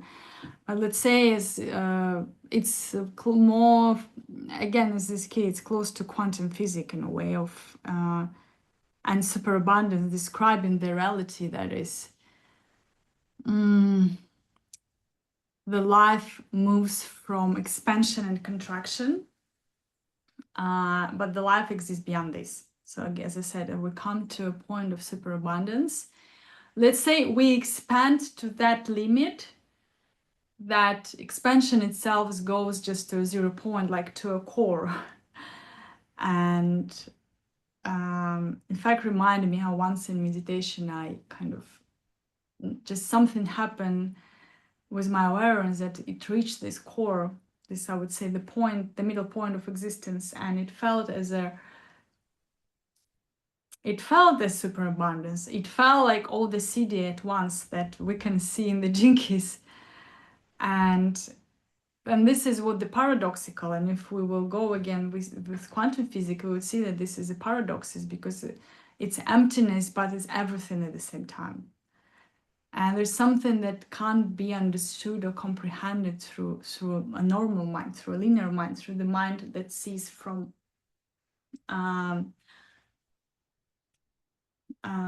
like names and comparison and linear approach, that things can be either this way or either this way. When in paradox, there is both things or even more things, and this exist at the same time, and you don't need to choose kind of between this and this. Where for our like normal mind, let's say, we need to choose a point of view, because this in fact also the immaturity, because we think that if I think like this, if I choose this point of view, then I save, because at least I have something stable. But in fact, it's not stable. It's just some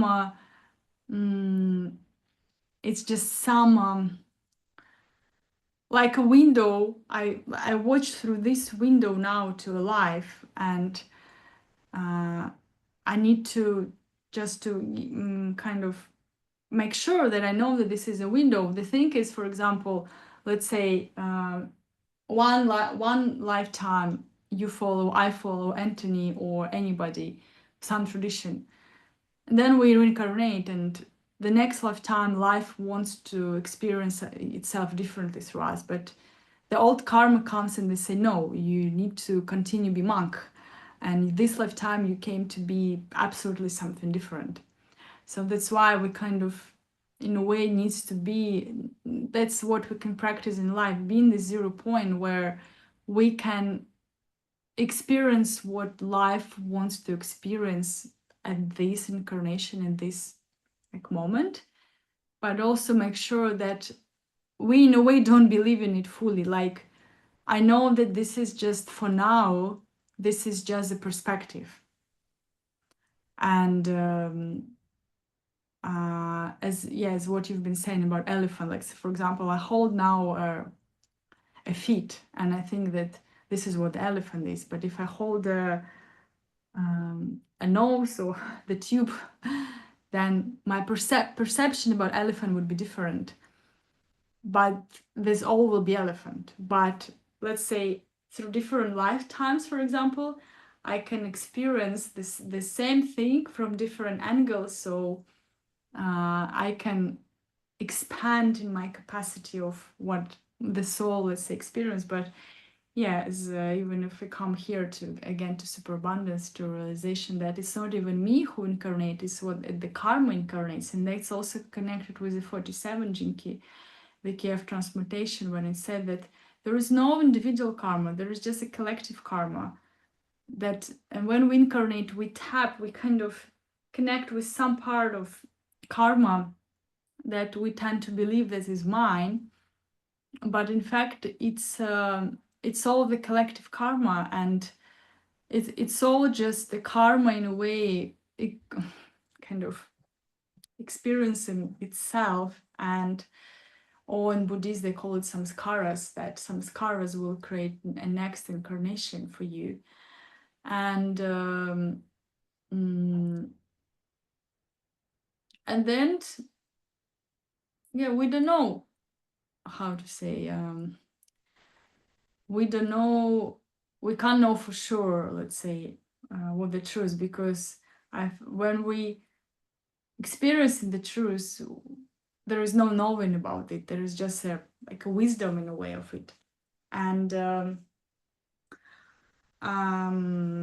any tradition in a way doesn't matter what, should lead us to some point when we let go of this tradition, the same as the Jinkies. Richard are always saying that don't make a religion out of Jinkies, don't make a cult out of Jinkies, don't make it like a Bible for yourself. It's just a system that helps you to uncode what's already in your DNA. It's just showing what you have within. You can contemplate, you can unlock it, but you don't make the system as a god or another religion.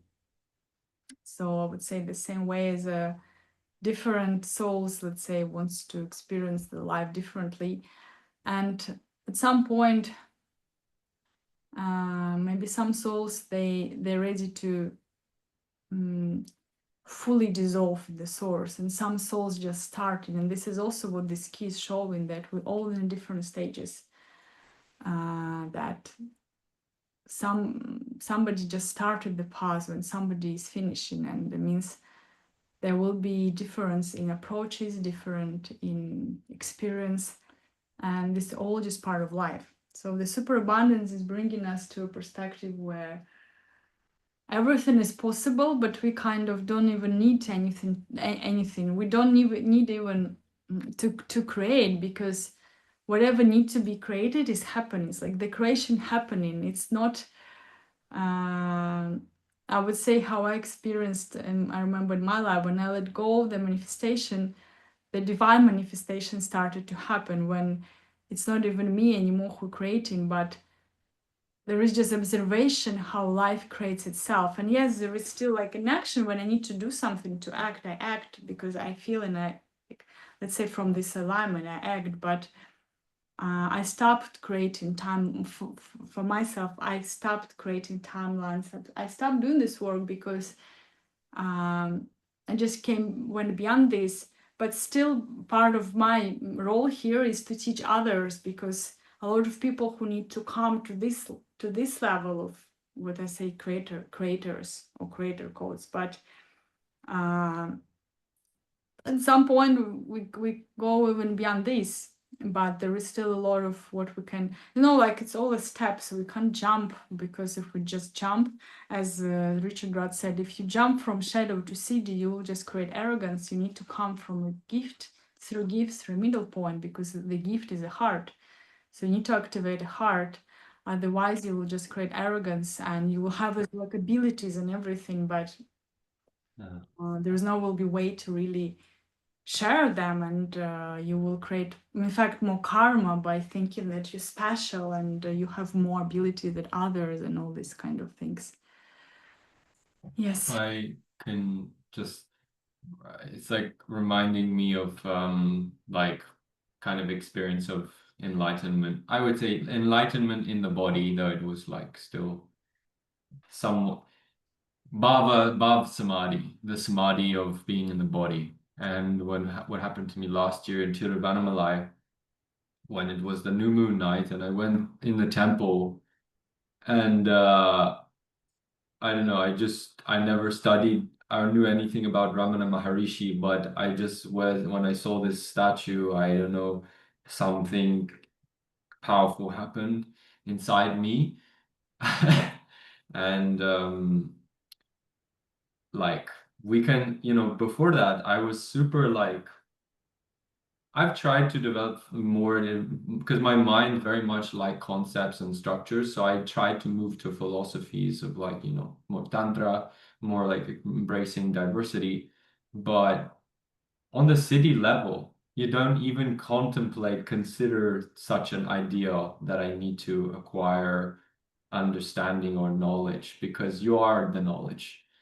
And the knowledge is in fact of of knowing consciousness itself, of just because once you know consciousness itself, you just know everything in a way. You're kind of not in a like a way that you can see everything, but you can just think something and you know exactly it is consciousness itself. And in this state of Bhava Samadhi, I was contemplating because I have a lot of memories of like Jesus and I have a lot of memories of like Buddha and thing. And I just in my mind was just like in this heightened state, I was feeling each of these beings and I said, oh my God, like you're all brothers and sisters, like everybody, all one. And I was in this state, like just that's it. There's no more, you know. I would say they're just different, like how we have languages, you know, like I would say, for example, I've noticed when I want to speak English, it's useful, in fact, because of how Christianity has used the English language. I feel it's very easy to be a Christian and speak English or some languages that Western Europeans languages. But for example, then like yeah, to understand Vedas, I have to understand Sanskrit a little bit, and I have to feel this words, bhakti, and this kind of things. Or like to be Buddhist, I need to kind of know sunyata. I need to know anatma. I need to be a little bit empty. So it's kind of in a way from the gift level of expansion. Yeah, it's just how can I like what kind of part of the elephant do I perceive in the moment? But when it all when the superabundance comes, yeah, it's not a matter of like, well, am I Buddhist or not? It's just the empty. It's all in fact. Like I can say it's empty, but that's okay. Maybe I identify this as a Buddhist, but that's a philosophical point of view. But when truly to be empty is, yeah, maybe just to experience consciousness itself. Well, let's practice now with the meditation. And yeah, just can do a short meditation. Yeah. Yeah. Okay. Let's just sit in a comfortable position. Close your eyes.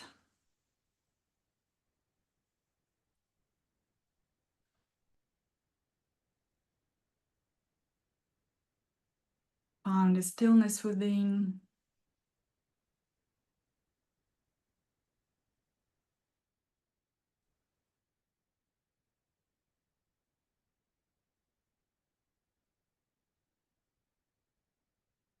Connect with your breath.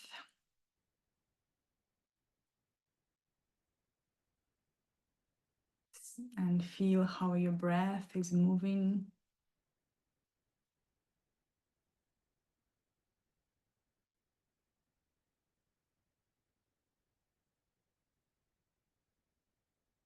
Up and down.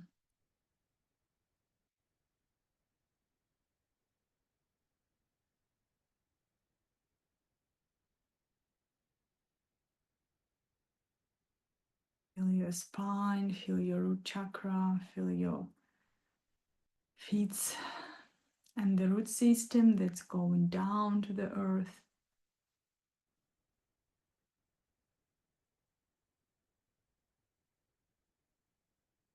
And then up. When you breathe in, you bring this energy of the Mother Earth up into your body.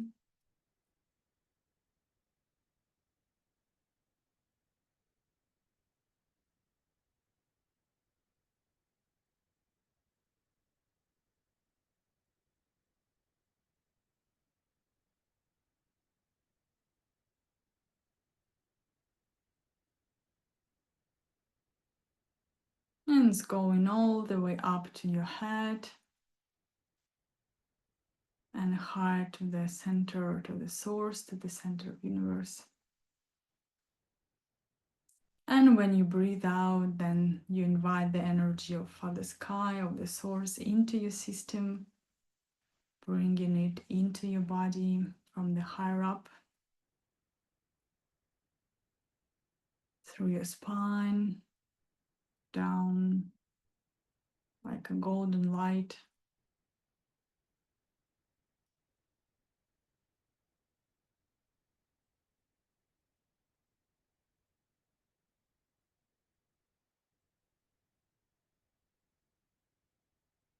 Down into your body, down to the core of the earth.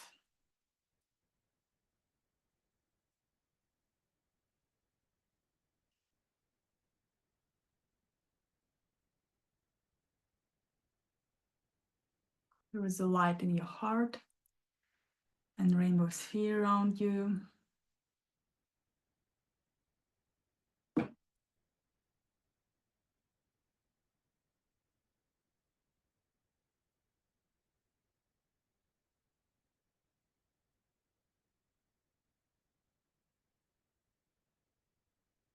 You can also invite your angels, archangels,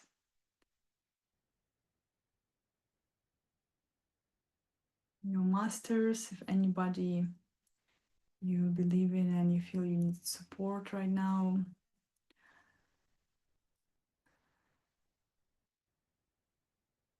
And we connect with the wisdom of Gene Keys and with the 53 Gene Key.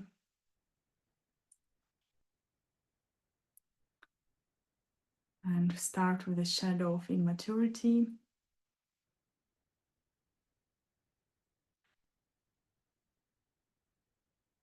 Feel the need in your body.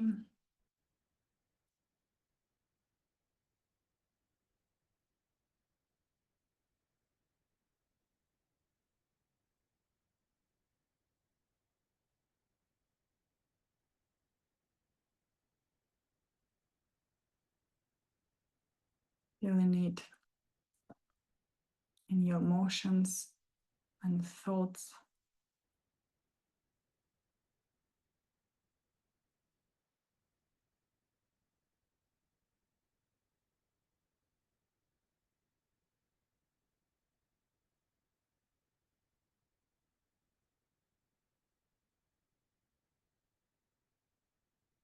And then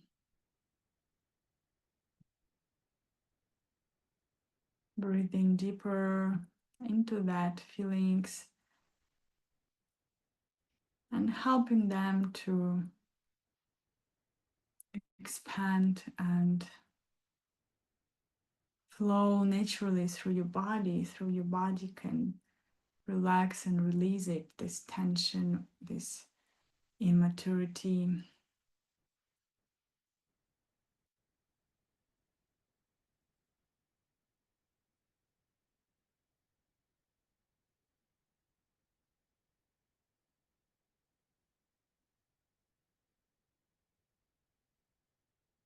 And bringing love and awareness to this part of yourself, this shadow level.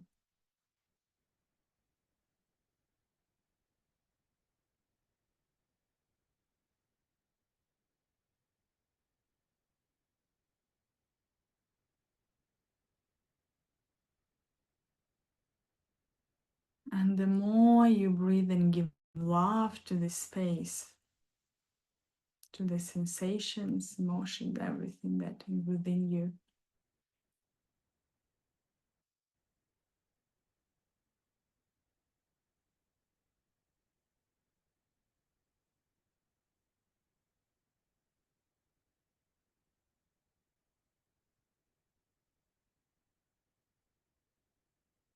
and come into a gift of expansion. And feel, what does it mean for you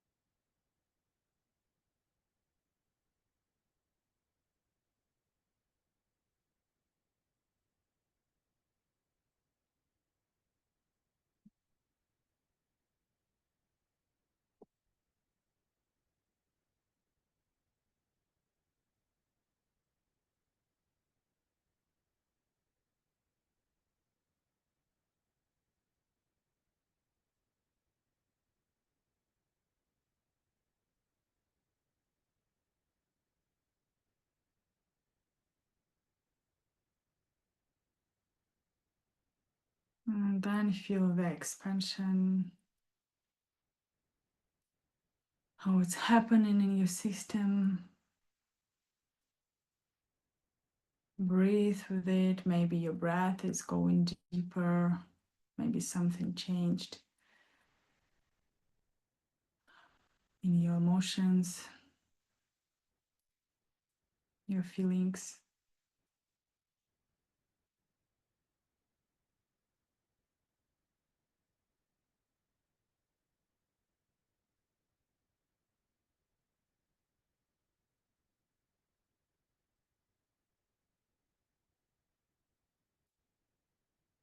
And with the next breath, you invite the seed of superabundance in your system.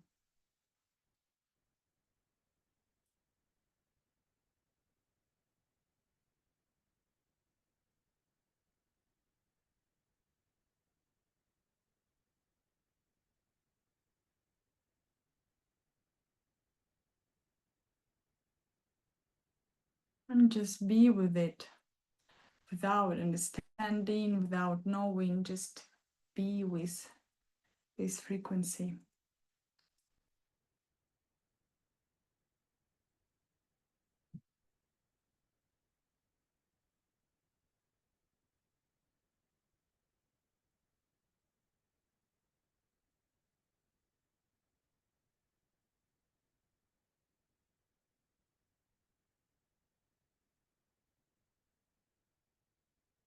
Experiencing it through your body.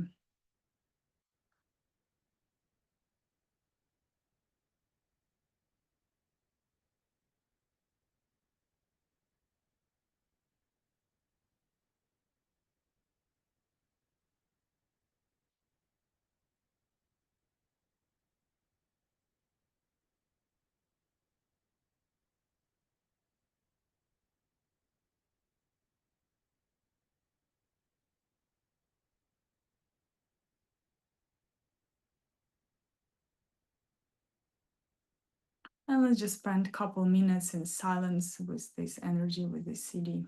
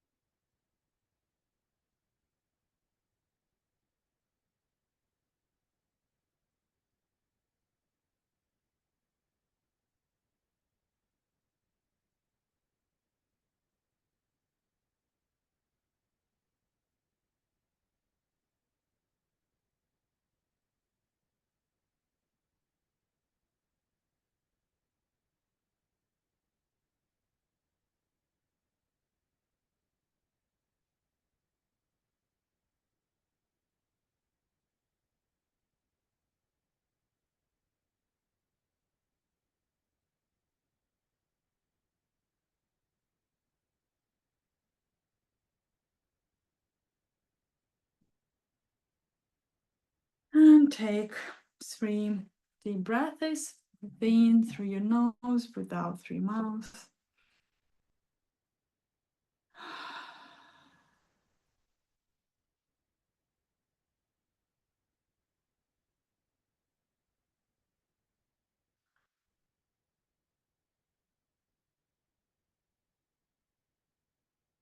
coming fully into your body. You can also rub your palms and take your time.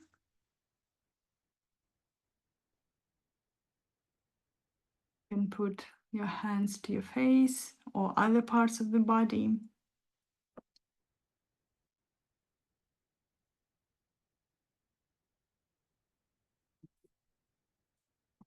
And when you're ready, you can open your eyes.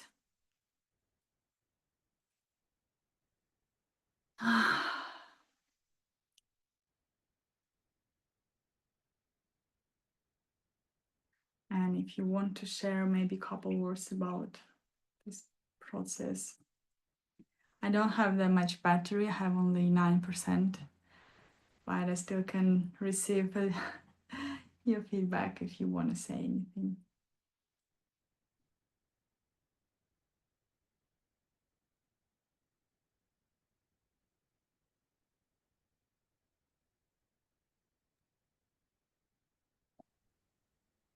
Anyone else having like really trippy meditations these days?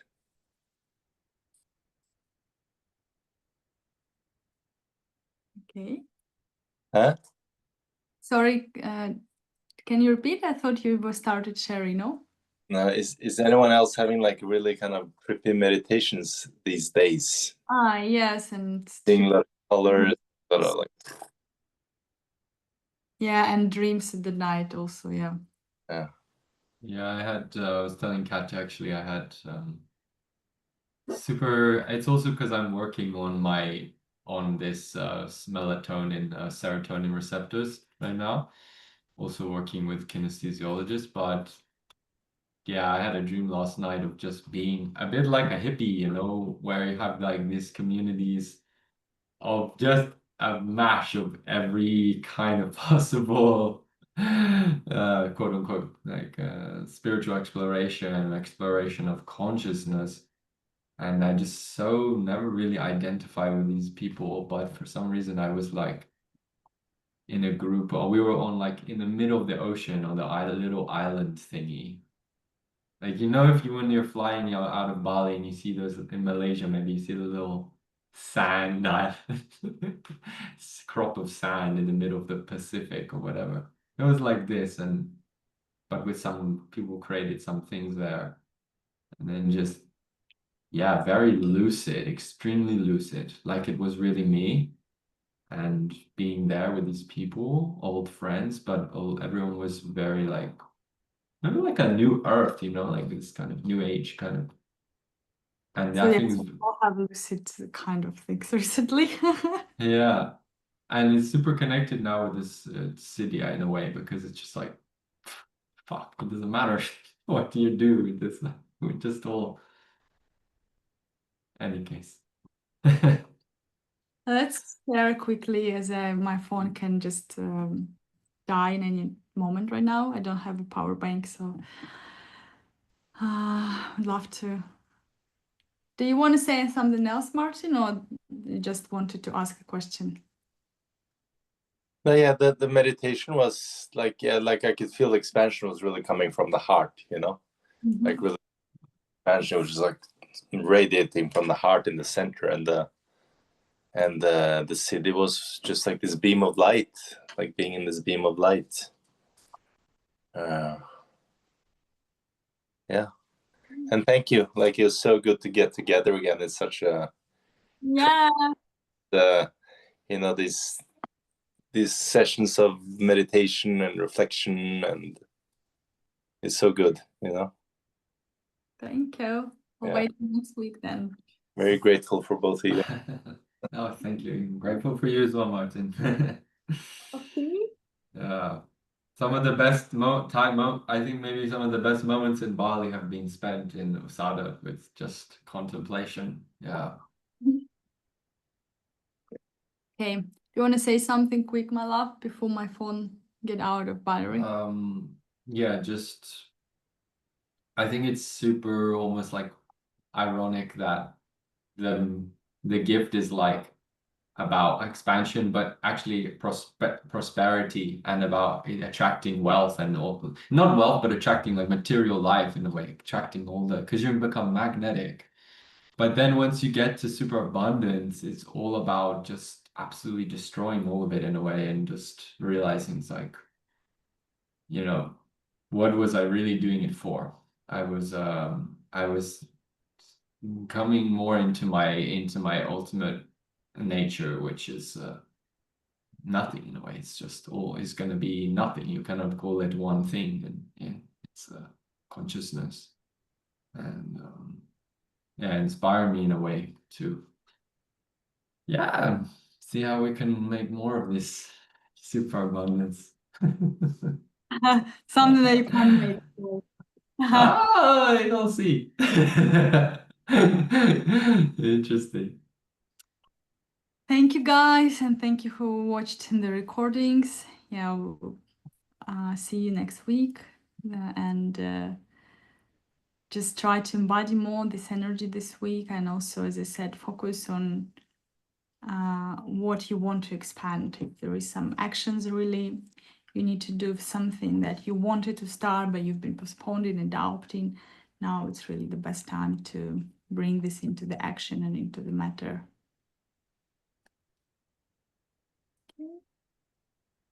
Let me make one little photo. So 1 sec. 1, 2, 3.